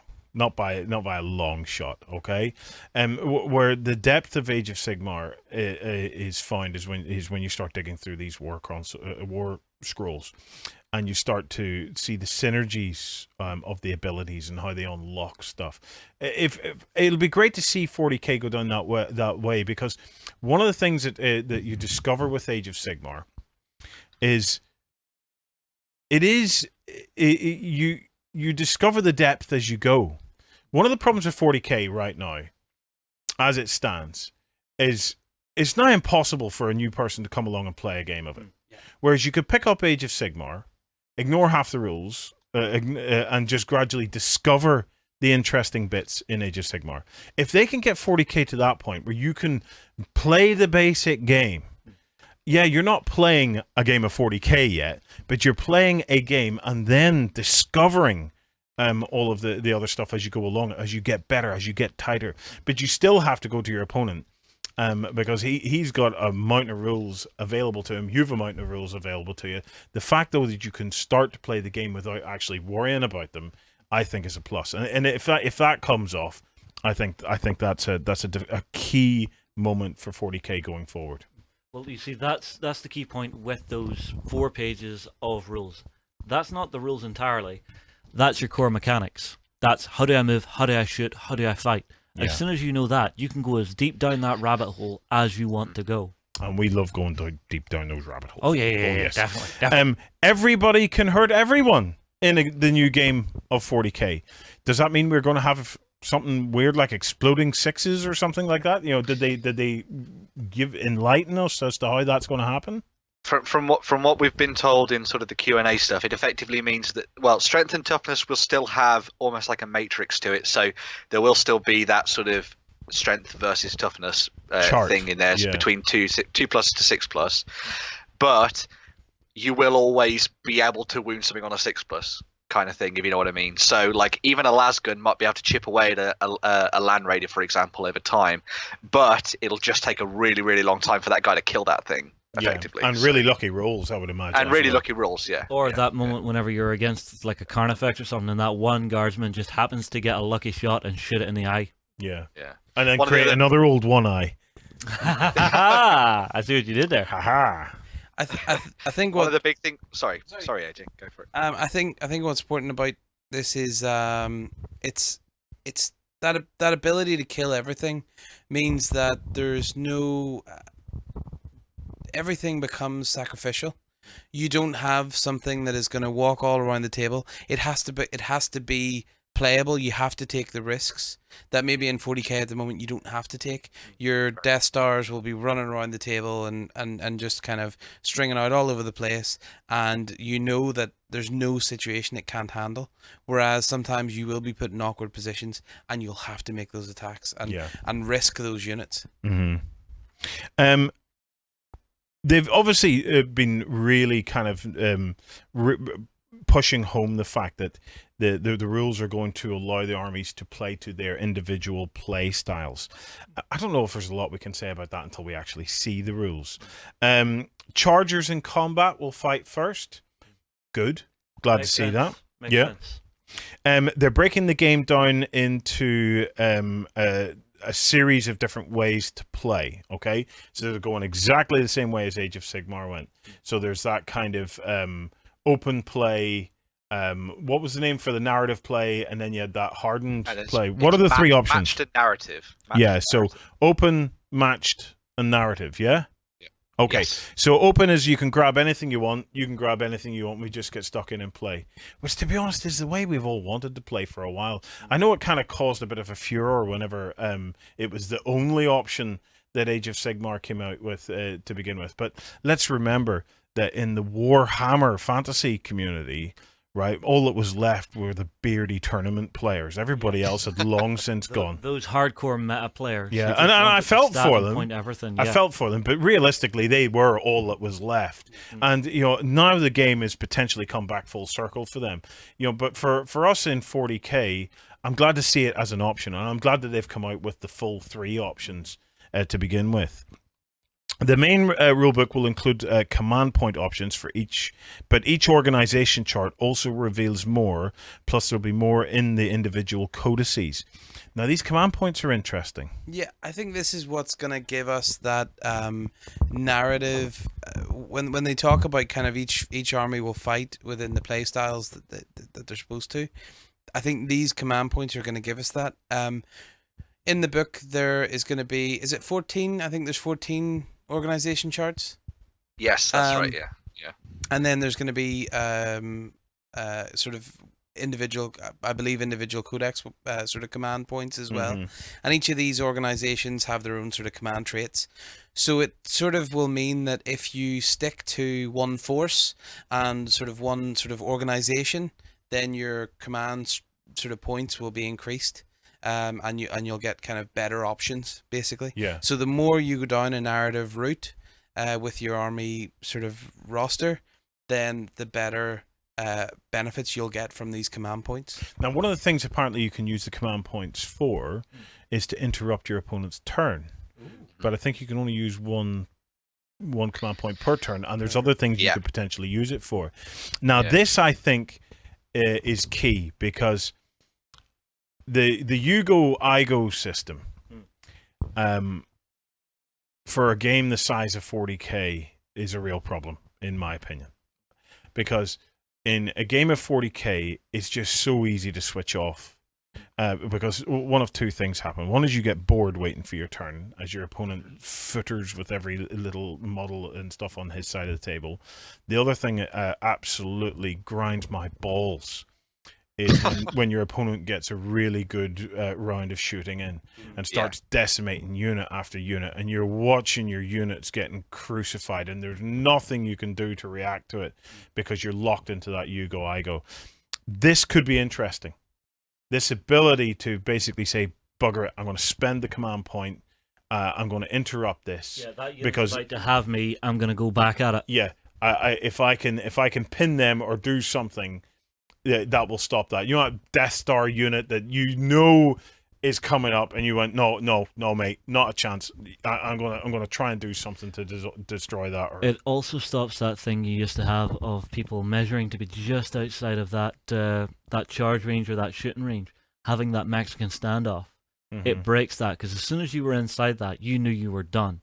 Now you're not. You can go inside that now and say, right, I know I'm inside here, but I know I can actually take the shot back before he gets to hit me. You get what I mean? No, I don't. Yeah, but I'm sure there's sense in there somewhere. Yeah. So I lost you at the point when you were getting inside him. It was like. So it's taking that extra risk. It's always a risk, AJ. It's always a risk. Push yourself that little bit further is what I'm saying. Further in. Yes, you can get inside those ranges and actually not have to worry about being the one that stepped forward and went, right, I'm going to have to take it on the chin here. Oh. Yep. So you can step in and say, no, I know he's going to come after me next turn, but before he gets to, I know I can spend my command point and strike back. This is what I'm saying. Oh, God. Yeah. Okay. Let me move on. I think I broke it. Let me move on. Okay. The new edition was heavily play tested. We know that. 5 books available at launch that will give you all the rules you need to play the game, and no army is going to be left out. This is something I think you guys have missed. They're saying 14 force organizations. Is it not like 11 or 12 races at the moment? No, the idea someone do the count there. Yeah, but it's not based on races. Sorry, Ben, go ahead. The idea behind the organization charts is that they don't necessarily fulfill a particular faction. They fulfill a particular way of playing. And by aligning to these different organization charts, you unlock particular options that will be available to you. I see. So, for example, if you go down potentially maybe a more sort of troop heavy list. Maybe that will give you command points that are sort of befitting that kind of thing. Maybe you go down one that's more elite, you'll have maybe less command points, but you'll potentially open up more options and things like that. And that's where this whole sort of Battle Forge thing comes in, and the way they're going to be using the likes of keywords and stuff too to try and stop all this sort of abuse of Death Stars that we've talked about. And so yeah, it should be interesting. One of the things that they did say is you're only going to need one book to play. Okay, so you don't need to have loads of books anymore. Workshop, please make that happen, right? The rules are going to be free. So the core rules are going to be free. I would imagine the new war scrolls and stuff like that are basically going to be free as well. Because they have said that the books are going to be more about the narrative and things like that. But please, please, Games Workshop, if you can, return a little bit to the model that you had about 8 or 9 years ago, when we had just the slightly slower release of codices, and we didn't have a bunch of sub-books per army. Because although, yes, the sub-books provided flavor, they were a pain in the ass to keep track of. And it just made the game harder. The game is so much more enjoyable when you have a fair degree of the flavor of your opponent's army. When he starts pulling out book after supplement and special rule and blah, if you could keep it simple, I think this game is just going to explode. I think that's where a lot of the key stuff comes in that's been brought over from Age of Sigmar, where the very key core rules of the game are incredibly simple and very, very easy to learn, and then all of the sort of extra grit and sort of stuff to it comes from the way in which those war scrolls, or for example these data slates, are going to work. But then again, they're going to be something that's going to be tailored particularly to these units. You're going to know them very easily and very well. It'll maybe be something that'll have almost like a universal feel to it, which would be pretty cool. So yeah, hopefully we won't have too much of the specialization in all these different supplement books, as you were saying there. It'll all be kept on sort of the apps, so everybody's going to be able to get the basic stuff for all of this too, which is pretty good. So yeah. I think going to look at a gated Age of Sigmar and this idea of a general's handbook as well, that yearly update of points. So if things are maybe a wee bit skewed, everyone gets that information all at the same time, and that would stop that kind of what is war convocation do? How many canticles do you have? And have you used that already? It just kind of gets rid of all that, because everyone has all that information and those points values and understands that it maybe not necessarily the nuances of the special rules, but at least they have all the bases kind of what they're going up against. It was mad. It was mad. But we played a battle report with Pete, and Pete would whip out his giant canticles and just completely intimidate me with them. You know, it was like. See, this is something I had suggested to you guys before. Now, I know you laughed at me at the time, but I think I can. I did not. I can categorically say I did not laugh at him. I think I can say it a little better now. Okay. So, I was talking about universal special rules. Okay. And hoping that all armies would use the same universal special rules instead of the army-specific rules. So actually condensing what was abilities from each army with the same sort of effect to be a single rule instead of 5 or 6 different named things which did almost the same thing. No, it's not going to happen. No? What you're going to find is the rules within your book will be named and tuned to your army. And they will be your rules. Okay. You don't have to worry about your opponent's rules. You don't have to give a shit about your opponent's rules whatsoever, unless you want to understand what he's about to do to you. Yeah. Okay? All your rules will just be in their book, and they will be your rules, and that will be all you need. Fair enough. That allows them to give it maximum flavor, and but it only works if they're careful with the mad releases. Yeah. Because then we get back to that stage where we buy the multiple codices. Like, do you remember back in 2008, 2009, when we actually used to buy all the codexes when they came out? Because we'd go through them to try and get a feel for what the army was doing. Even though you weren't going to collect it, you still bought the codex. It hopefully takes us back to something like that.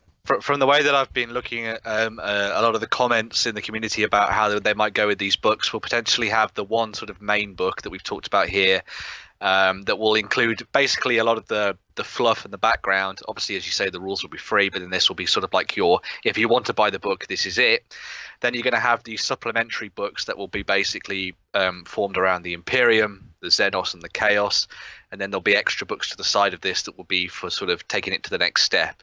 So you're going to have all of the Xenos, at least to begin with anyway, probably within one book, almost framed like they have on their new website. So you'll have Orcs, Tau, Eldar, etc., all in the one, and then they'll break that down later on if you want to get a little bit more specialized, like they've been doing for Age of Sigmar. But effectively, you'll never ever have to buy anything more than just that first book that will have all the rules and the points costs for your force in it. So yeah. So it effectively gives people an idea that you can get as deep into the hobby as you want, but effectively you can just start off from the very core of it and just get those first books. This actually brings me on to another one of the interesting things that came up towards the end of the Q&A that they did this week, where they were talking about the idea of the different power levels of matched play. Yeah. Where you can either play it as it's sort of more broad, simpler narrative, where, for example, a tactical squad is just, give or take, let's say 150 points. Yeah. That's all you have to worry about. That's what a tactical squad is. Or you can take it down to the little bit more of a granular level and buy their bolters, their frag grenades, etc., their power weapons. And that's something that could be opened up for more sort of tournament level gaming and things. But effectively, you could have that really nice, easy points match games with just the basic points for unit and stuff, which is I think is a really good idea. I'm looking forward to that. That opens up the ability to sling your battlefront bag with your army in it, head down to your club, and just play a game. Not have to worry about fixing an exactly pointed force. Yeah, let's be honest. We all love to meta. When you fall in love with an army, we do love to meta. Okay, but you can only meta so far.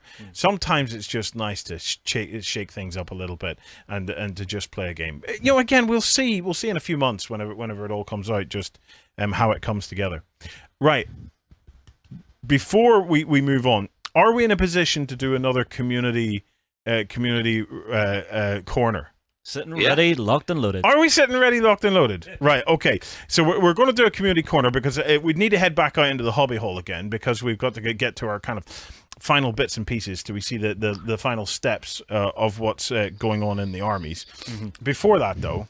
Oh, you're wanting to do this bit? I have something funny to show you. Okay. I'm going to take a hold of this. Okay. This is quite funny. So I find there's an app called Face App going around at the moment, okay?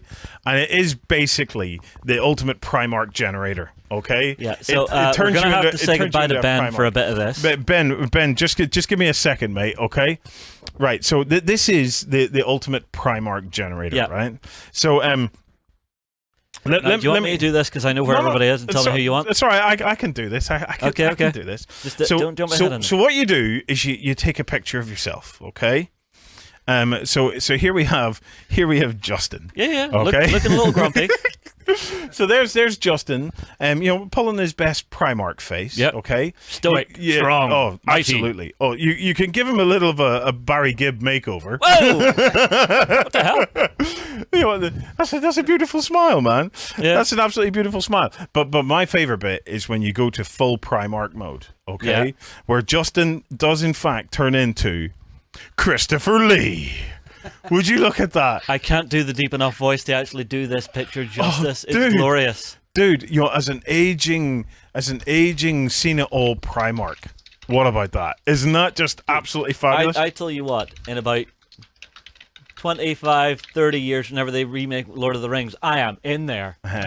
It works on anybody. Yeah. It works on anybody, right? I've got your worst nightmare you're about to see, right? This little whippet here is my middle one, right? This is Manny, my middle son, okay? Yep. There he is. Cute wee monkey that, right? Yep.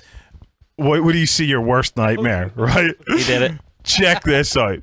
Look at that! No! Oh, it absolutely freaked me out. I was looking at that going, that is the end of a terrible, terrible dream. He looks like he's going to eat you.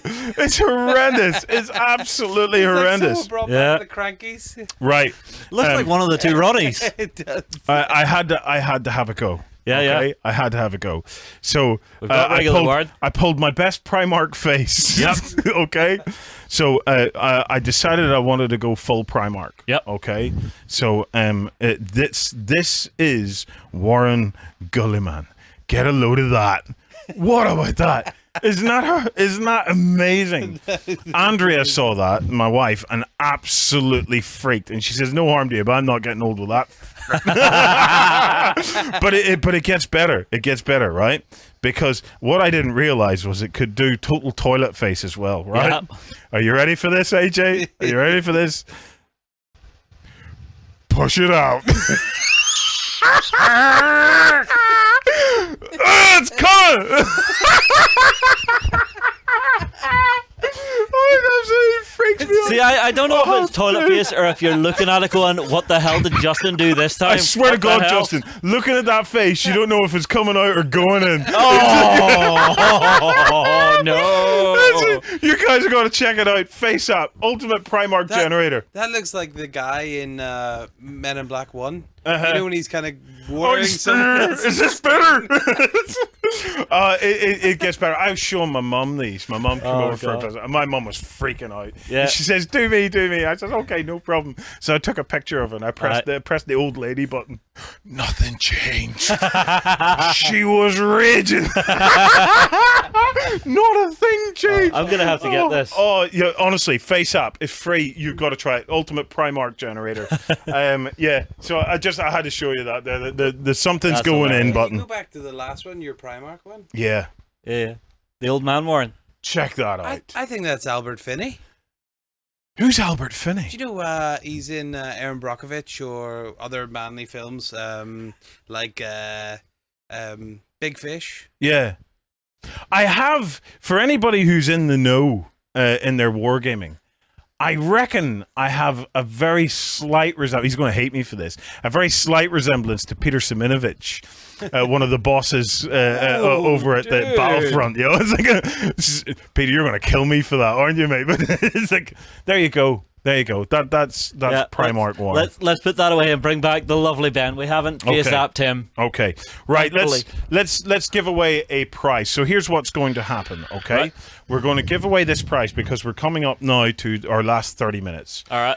That leaves us one prize left to give of the army painter and our big prize of the whatchamacallit, the building. I have a thought for the big prize. Well, I have a thought for the big prize as well. Okay. We want this forum thread to continue throughout the entire weekend. Yeah. So what we're going to do is we're going to give the big prize out based on progress and stuff like that, updates on the weekend. So on Monday... Mm-hmm.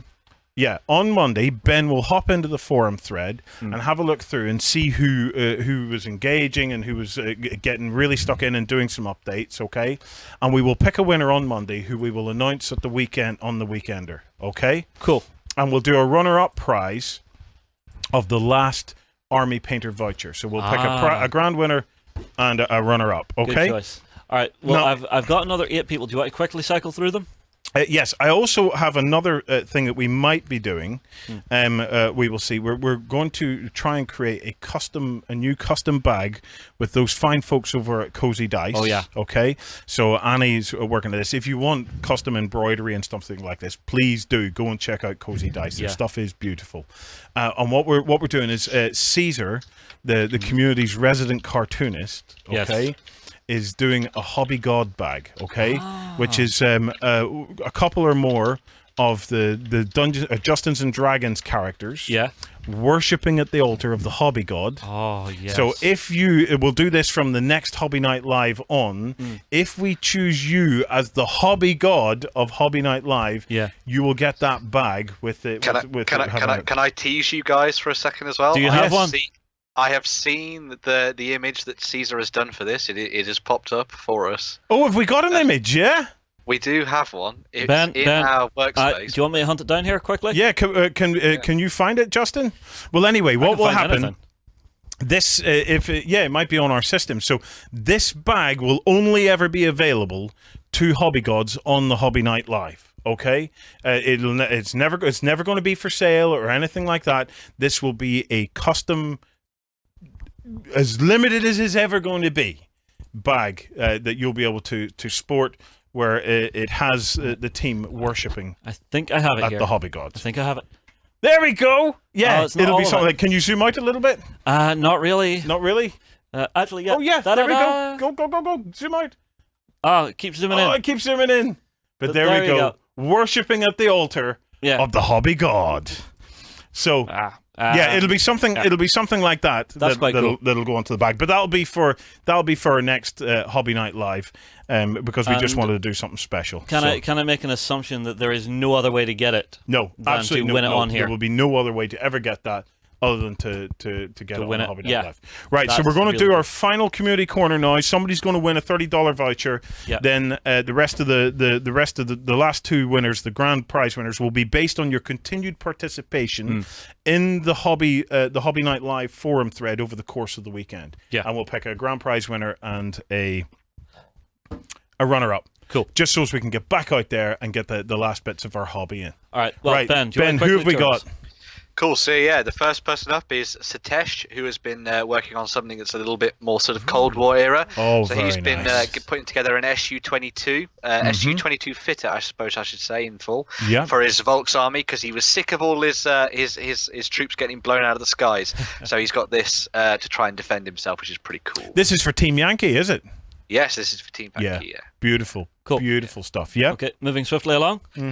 Next up, we have Marty Prawn. I've got to say that in that accent from that movie. So yeah, got to do it. And this is him working on some really cool stuff for his Caradron Overlords. We've seen a lot of these guys over the last couple Lovely of weeks. colour scheme. Absolutely amazing looking scheme based on this artwork that you see there of the guy smashing up the giant. So yeah, fantastic stuff. Oh, that is Cool. beautiful. Really, really lovely the way he's brought that color scheme out of the artwork. Okay, who's next, Ben? Dave Taylor was finishing off some of the last touches and things that he's done on Dave. his Lehman Russ and his Wolfkin. As you can see, absolutely amazing looking model. Really good to see this popping up in the thread and stuff. Oh, I think he's been tinkering away with a few bits and pieces that he's been doing for the last couple of days in the week. But yeah, really, really good looking thing. is The gorgeous. stuff Dave, here, can the I walls look just say, fantastic. Dave, you're not going to win because you already are a winner, man. You already are a winner. Dave sent me through some pictures. We'll show them off very soon of some actual Vikings that he had painted up as a commission. And I was like, oh, God. And Ragnar was in there and Lagatha. If you've watched the Viking series, you'll know this. If you haven't, please trust me. It is something you've got Yeah, to it's watch. worth a watch. It is so good. Okay, who's next?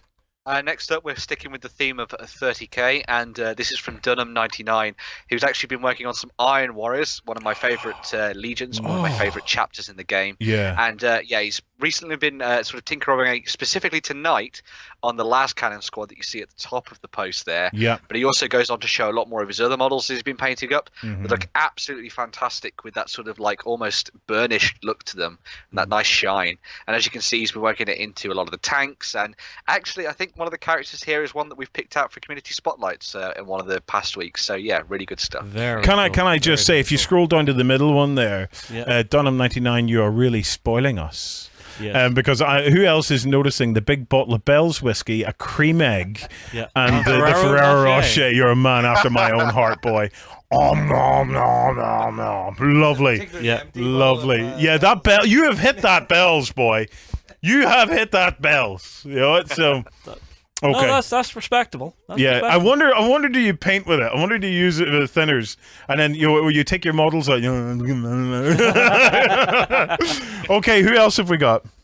Next up, we've got something that's quite interesting because it sort of goes into the realms Oh, of it's my mate Alcads. Noggin the Nog. Yeah, Alcads and enamel paints. And this is him looking at painting up some of his Mantic Enforcers for obviously Warpath is just around the corner from Mantic Games. But he was saying that this is really good because it forms a little bit of a basis for working up a metallic look to everything. Look at Because that. you've got that Very shine on the nice. models. Oh my Very God. nice metal effect. That if you go to the picture above, that you'd almost get away with that as chrome. Yeah, near enough. Do you remember the Games Day in 2010? I think it was a Games Day. The very first one I ever went When to. they you had guys. the Necron, was it Tomb Spider or Tomb Crawler, which was the that new kind one. of centipede looking thing. Scorpion? Yeah, it might be in the Scorpion, and they painted him chrome. Yeah, this was the one on the Forge World stand that. Yeah, you the loved. Forge World, and they gave him the chrome carapace. Yeah. That is totally within the reach of us now, you know, of Yeah. being able to do that kind of stuff. It just looks amazing. Right, who else have we got? Next up, we've got Laughing Boy, who not only shows us that he's, ready and raring with his thumbs up to go. There he is! Hobby night, but he was painting up a whole bunch of different things, but he was really focusing in on painting up some of the very, very colourful characters that you get in Rumble Slam, which is that really awesome game from TT Combat that came out quite recently. So yeah, he's been painting those up, getting a bit of colour down to these. I've noticed a little bit throughout the rest of the night we've seen some more progress, so hopefully we'll pick up with that, and maybe he'll be in with the chance of winning that voucher on the stuff on Monday. So he could be. Now, Rumble Slam is a very fun game. We actually do have a demo game up if people actually want to go and check it out. Yeah, so we have a Let's Play, yeah? We do have a Let's Play. Okay, so if you go and do a search for Rumble Slam Let's Play, you will find that. And did you win? Huh? Did you win? I think I did. You can't remember? I can't remember. It's been not long ago. I remember. I play way too many games. No, I remember every victory I've ever had over you. I actually still have to beat you on camera, I think. You will some of these days. Right, have we? How many more have we got? One more. Last one. Okay. So last up, we have Soap Dodger here. Nope. We have Charger 67? 67. Or have we opened Charger the wrong link? No, this is the right link. Okay, cool. Right, so we've got Charger SC67, who was showing off some of the work that he's been doing on some of the Myth miniatures. And he was also going to work in a little bit more and do something on some Space Marines, as you can see there. So he's doing the sort of like camo green. And he's also got some Imperial Guardsmen there that have got a nice little bit of a contrast to them with the bright blues and the browns going on. So Okay, this must be further down the page, is it? This is a long post. Well, you were into a new post of NS Ogre here. This is not the same. This is not the same. Sure? The same guy. So I'm seeing the Myth stuff, but I'm not seeing anything else here, Ben. That first picture, he's got the Space Marine and the Imperial Guard. Oh yes, sorry. We see him now. You confused us. He was hiding. Right. Do we have a link to Soap Dodger? Because I do want to see what Soap Dodger's up to. I may do. Okay. If you give me one. It should have been the one before it, Justin, I think. So. Soap Dodger. Here we are. There we go. Got him. Right. Let's bring him up. Let's see what he's working on. Oh. Nice. Yeah, so he's following in the sort of footsteps of me, and he's going to be painting up some of the board game miniatures from Doom, which are very, very cool. Yeah. Yeah, so on the left-hand side, he was going to be working on a little bit more of the matte coating for these sort of big demons there you see. And then on the right, he was going to get full on into the painting of the big creatures too. So yeah, good to see more people actually painting their board games, which is fantastic. And again, I kind of cheated, but he's gone down the proper route. So. Ben. Yes. Who do you want to give the third voucher to? You can pick this time. I think I want to give this to Mighty Prawn because I really like what he's been doing with those Caradron Overlords. It had to be dwarves, didn't it? Yeah. It had to be dwarves. They are really nicely done. They deserve it. They are. Mighty Prawn, you are the winner of a $30 Army Painter voucher. Thank you, mate. Get in touch and we'll get that over. Right. We're done in here. Yep. It's time now to pass back out to the guys in the hobby hall till we get those last steps and see how we're getting on. Okay, guys, over to you. Okay, cut back. And just as everything we thought was going swimmingly, the whole thing had to go pear-shaped. Right, we're going to take a quick break and restart the system to get us in for our last 20-30 minutes, okay? Yeah. So guys, we'll be right back after we have got a quick restart till we get these last bits of the tutorials in. We'll see you soon. And welcome back. Right, I'm back out in the hobby hall. Right, fellas, it's time to wrap this up. It is, yeah. Right, so who will we start with? John, we'll start with you, mate, yeah? Yeah. So where had we left it? We had done the dip stage, so we were left with a glossy marine. We were, yeah. So if producer can throw up my camera there so I can see that, that's it. So that's what we're left with once the dip is dry. Yeah. These will have to have been left for about 5-6 hours, maybe possibly 8-9 hours. It's maybe worth leaving them for the full 24. Yeah, the full 24. Yeah. Yeah. I've seen a few comments on Twitch and a few people saying, don't judge it until you've seen the matte coat and stuff on it. Yeah. And that's exactly where we're going to be going with it right now. Mm-hmm. So in my airbrush, I've made up another little mix with the anti-shine matte varnish, the pot, with a little bit of airbrush thinner and mixed in with that. Yeah. So that we can put it through the brush. Mm-hmm. Now, the reason I know there's I will bring this over here then. Yeah.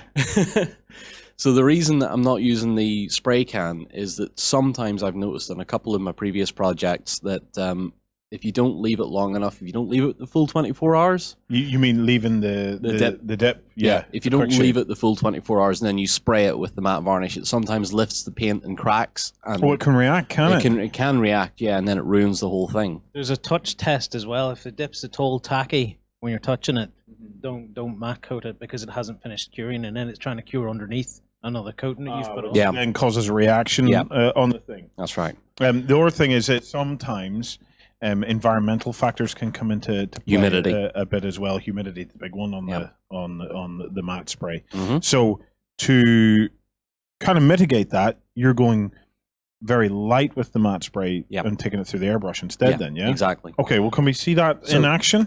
This should be the point where you realize that the dip step is actually really worth it on the model. So we'll start. I'll try and find a nice glossy part there. That shoulder pad looks good, doesn't it?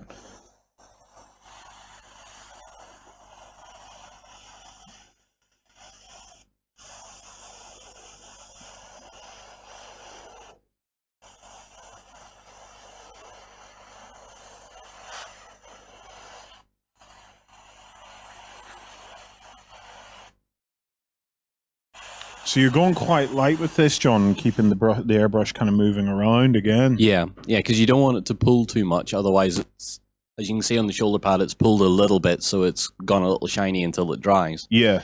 But the going quite light with it gives you an instant. It's an instantaneous matte finish, isn't it? Yeah. And it's a really nice finish too. So.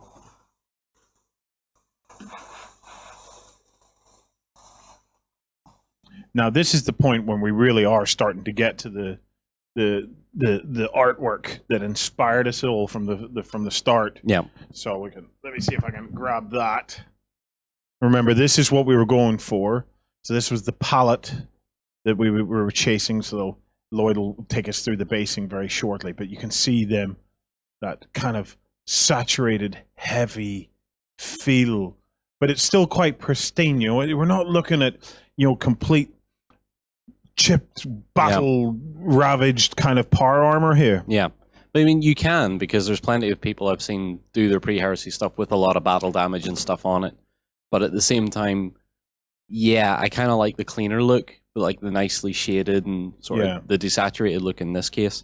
Because my friend Leiden and I were chatting about it, because I'm starting to get into heresy as a hobby as well as doing this. And the first thing I said was what I liked about heresy was it was the end of the age of optimism. Mm-hmm. So everything was good, everything was great, they all looked fantastic, they had this big persona about them. And you were glad to see that come to an end. And that's when it shattered. That's when the smiles went away. That is so John, isn't it? It's like, I was glad to see all that crap come to an end. I could get my frown. I'll go do your Judge Dredd frown there, so... Enough of the smiles. Yes. So, have we anything on the feeds that you want to say, Justin? Yes, we have Gas Dunham saying, surely for the next show, Ben needs to have a screen mounted on wheels so he can be rolled around the room so we get more Ben. This is from Ben. Get donating, and we will get a screen on wheels, and we just wheel Ben in. Robo Ben, yeah. We have one from Benjamin. He's asking, what type of airbrush you're using tonight, John? Right. Very important thing.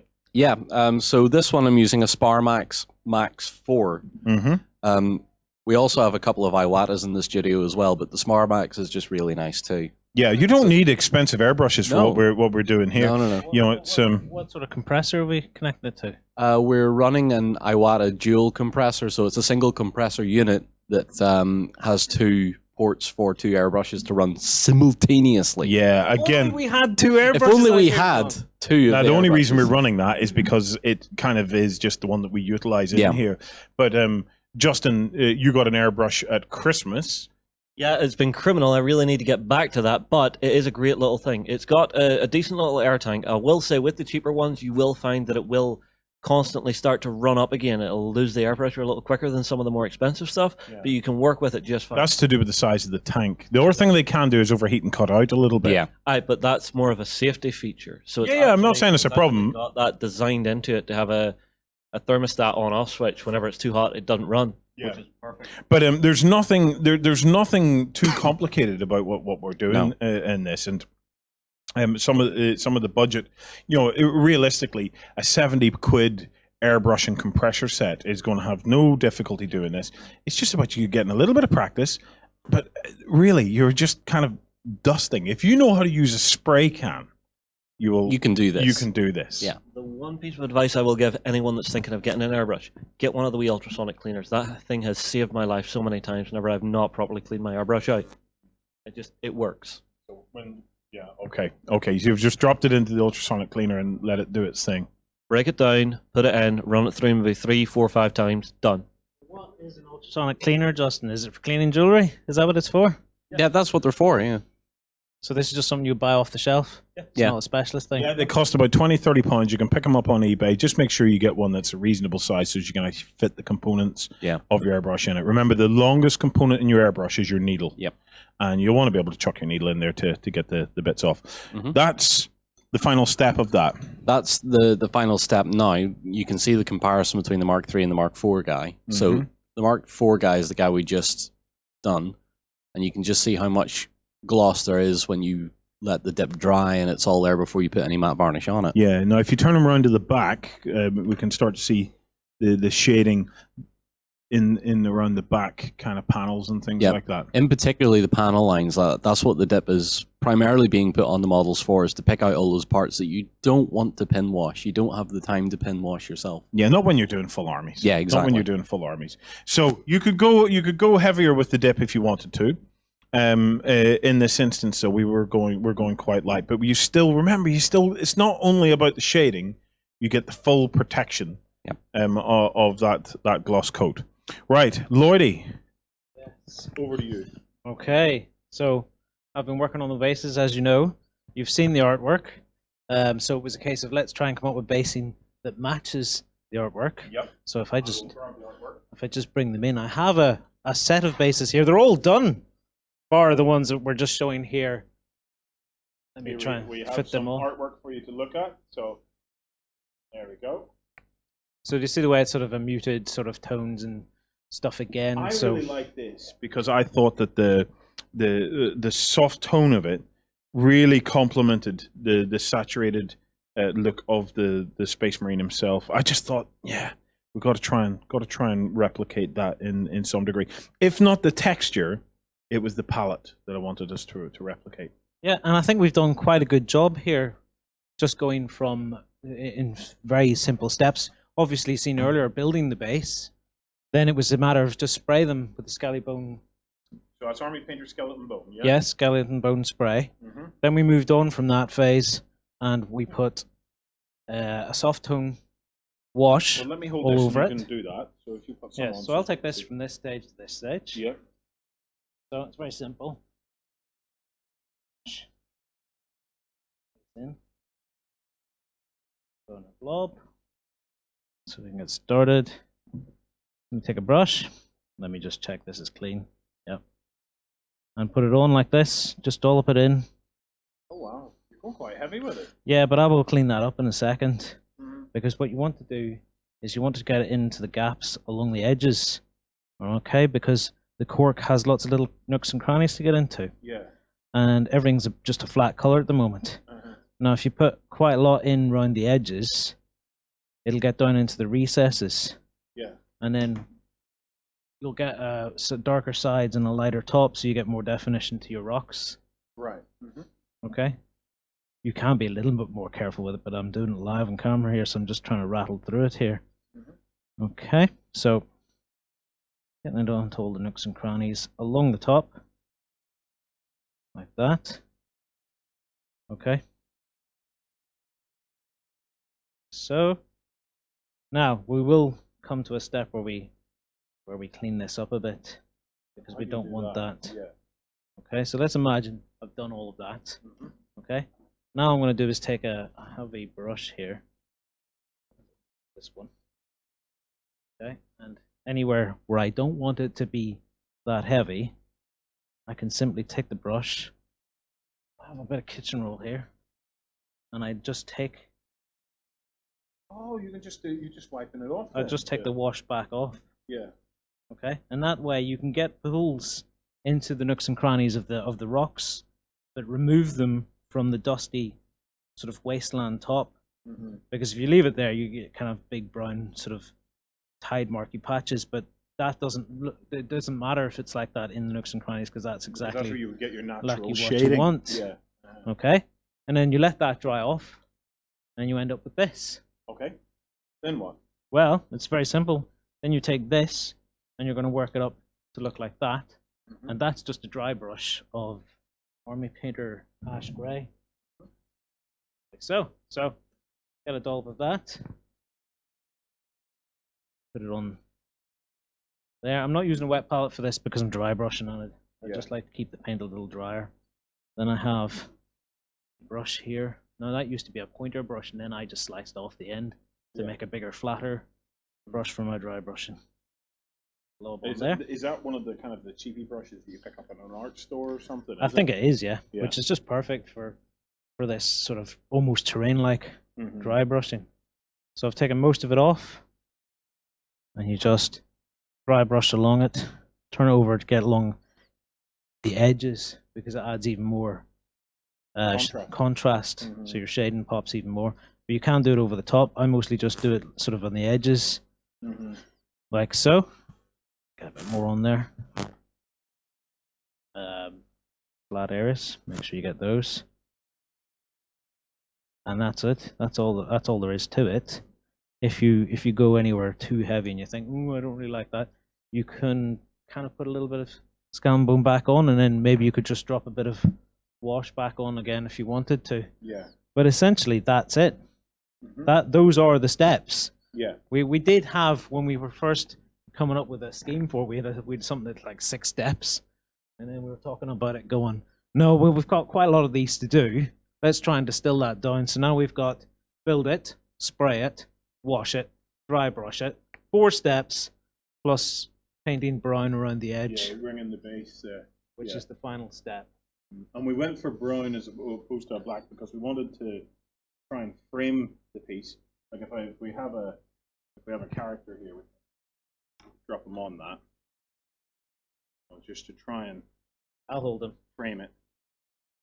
If you can go to, we should go to our main camera there. Can we? Yeah, let's see if we can get in a bit. Yeah. Okay. There you go. And the brown is there to provide that contrast to frame the miniature itself. And I think we've done good on the color. If we go back to the overhead cam, I think we've got really nice tones that match the book really well there, without it being a complicated process. I mean, earlier we were going, oh, you better get a move on, but yet here we are, not so long later, and we have 1, 2, 3, 4, 5, 6, 7, 8. What is that? 1, 2, 3, 4, 5, 6, 7, 8, 9, 10, 11, 10. 10. Yeah, 10 because there's 10 Terminators sitting over there or something, leading fancy bases. And you're notoriously slow. I am not notoriously slow. There's a difference between being slow and being meticulous. Yeah. Right. If you bugger it up, right? If you've went too hard on the wash, for example, you have a means of kind of saving that, don't you? A means of toning it back. Yeah. All of these are pretty much perfect, if I do say so myself. But we have this weathering powder here. From Secret Weapon. Yep. Clay brown. Okay. And if you just pop the lid, you get the idea of the color of it. Now, if there's anywhere that's too dark on a base, these don't have it because I did a really good job of taking off the well done you. Yeah, well done you. But if it is the case, you can just pop on a little bit of, you would find where the pool is and put a little bit of that powdered in, and what happens is it'll sit down into the recesses where the actual wash is sat. Yeah. So it's not really darkening the top where you've just dry brushed. The pigment powder's fine enough to get down to where the problem actually is. Yeah, and it's fine enough that when you start lifting it and playing with it and whatnot, you could probably spray that with a matte coat anyway to lock it in there a bit. But most of it just stays there. With the texture of the base, with the actual baking soda, that's not going to come off anyway. No. Yeah. No, it's going to be stuck down in there. Quite a lot of work to try and suck that back out. Okay. In a hurry. Yeah. That is that. Justin, have we any final comments now before we call it a night? Have a couple of good ones. So, right. We'll talk as we walk. Okay, so We have an important one from our buddy Jack about the compressor. Mm-hmm. The particular one we use has those 2 separate points that you can actually hook up an airbrush to. So you can set the pressure on those independently. Yeah. So you can actually have one of them set to low pressure for your actual paint work, because he likes to work at low pressure. And then you can have the other one set to high pressure for when you're cleaning. Clever idea, for yeah? cleaning out the airbrush. Exactly. Yes. Right, we then have, now, I apologize if I mangle your last name, Steve Duranich. Greetings from West Coast USA. He played a bit of hooky today. Thanks for joining us, mate. Yeah. Especially during the American hour. Yeah. Commissar Holt, you could go as far as hand painting the gold in a gloss again. The Emperor would approve. You actually bring it back up a little higher if you really want If you wanted to, yep. Again, it's all about how far you want to take an army, how much you want to put into it to get your final result. Bigger stuff, you'll take it to a level, but you can always revisit it. Yeah, well, there's another step that John typically does, which is a final highlight stage. John, do you want to quickly talk about that? Because it's kind of optional at this stage, but it does make a little difference. So, yeah, well, I'll quickly. Okay, how many mics am I using? Okay, you get it in All there, of them. Okay, so we can bring up the close again, if you could, please. Thank you. So on this side, you can see I've applied what's essentially a very small hard edge highlight. You see to the top of the knee pad and to the back of the leg here and so on like that. And it particularly comes up well on the arm and on the elbow pad as well. And all it's doing is just redefining the shape or the edge of the shape of that part. And hang on a sec. I particularly like doing it on the actual faceplate as well. I like putting stuff on faces. well, it's faces and bases, Faces, John, isn't faces it? and bases. Mhm. A lot of people would be hard edging everything, and I think that's too much. So let's see. Is that even in shot? I just have to make sure that's good.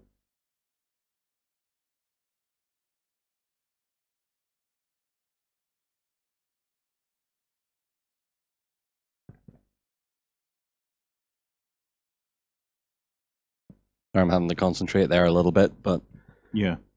just get a little bit of definition on the faceplate, and you can go over the tops of the eyes and the top vent on the helmet as well. So Yeah. I'll show one that has everything done. Mm-hmm. And we've also given the gun a bit of a dry brush there in the end as well, just to pull highlight that up as well. the metallics of it.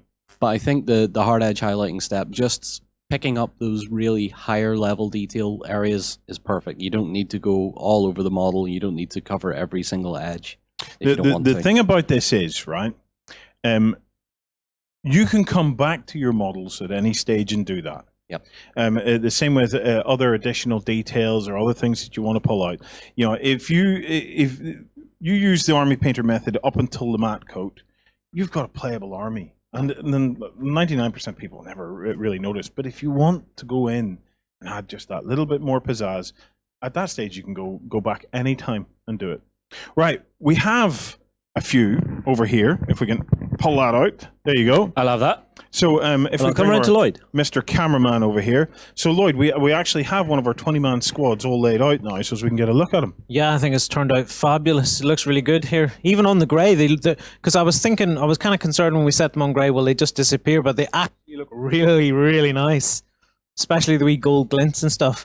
And I actually quite like the gold, even with the matte coat over it. I think it almost looks like, do you know the way you can paint non-metallic sort of metallics? Yeah. It kind of gives it that more knocked back thing, because I don't really like shiny models at all in any fashion, and I really like what has happened here. But yeah, if we pan back out, you know, we can pan around the table. We've got quite a lot of things sitting here on the table. Yeah. From various places, Justin. Yeah, I was asked to throw together a nice city table, and I couldn't think of anything better to put down than some of the stuff from our buddies at Game Mat EU that do some beautiful Gothic stuff. Ah, right. Really nice stuff, that. Well, no doubt we'll be showing this off on a Warren Meets Matt at some point shortly. Of course. That's just mad looking. Look at it. Yeah, they're and huge. does this come too. like this, Justin? Yeah, it comes out of the box. Well, you have the option. You can get it like this, or you can get it unpainted. The other thing I put out was some of the nice Battlefield in the box stuff. Yes. Which Old it works faithful. On, yeah. Yeah, pretty much.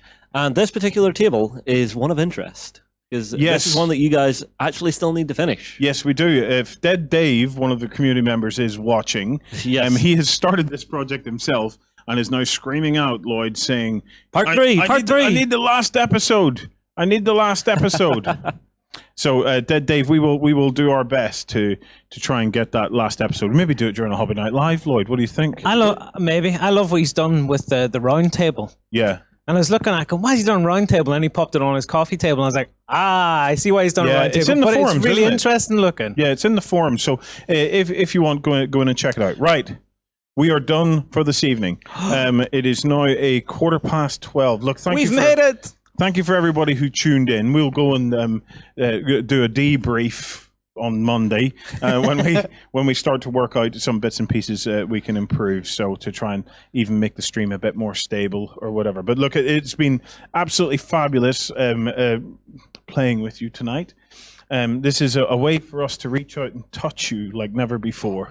Oh, we're all here. And I'm not even talking figuratively either. So it's okay. So a big thanks to the whole crew. Thank you, Tom, on camera. His back is nearly broke. Thank you to Lance over in the control room. Cheers, Tom, Lance. over to Lance. Lance, give us a wave there. There we go. A massive thank you to AJ for coming up and joining us tonight. It's been a pleasure.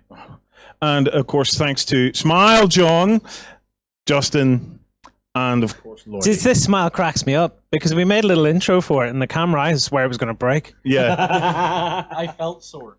I was indeed. Right. Remember, we have 2 more prizes that we're going to be giving away, but they'll be awarded on Monday. We will pick the winner on Monday. The whole purpose of Hobby Night Live is for us all to hobby together and to fire up a hobby weekend for you guys. So we keep going into the thread, posting the updates of stuff that you get done. Don't kill yourself. This is supposed to be fun. But post your updates in there.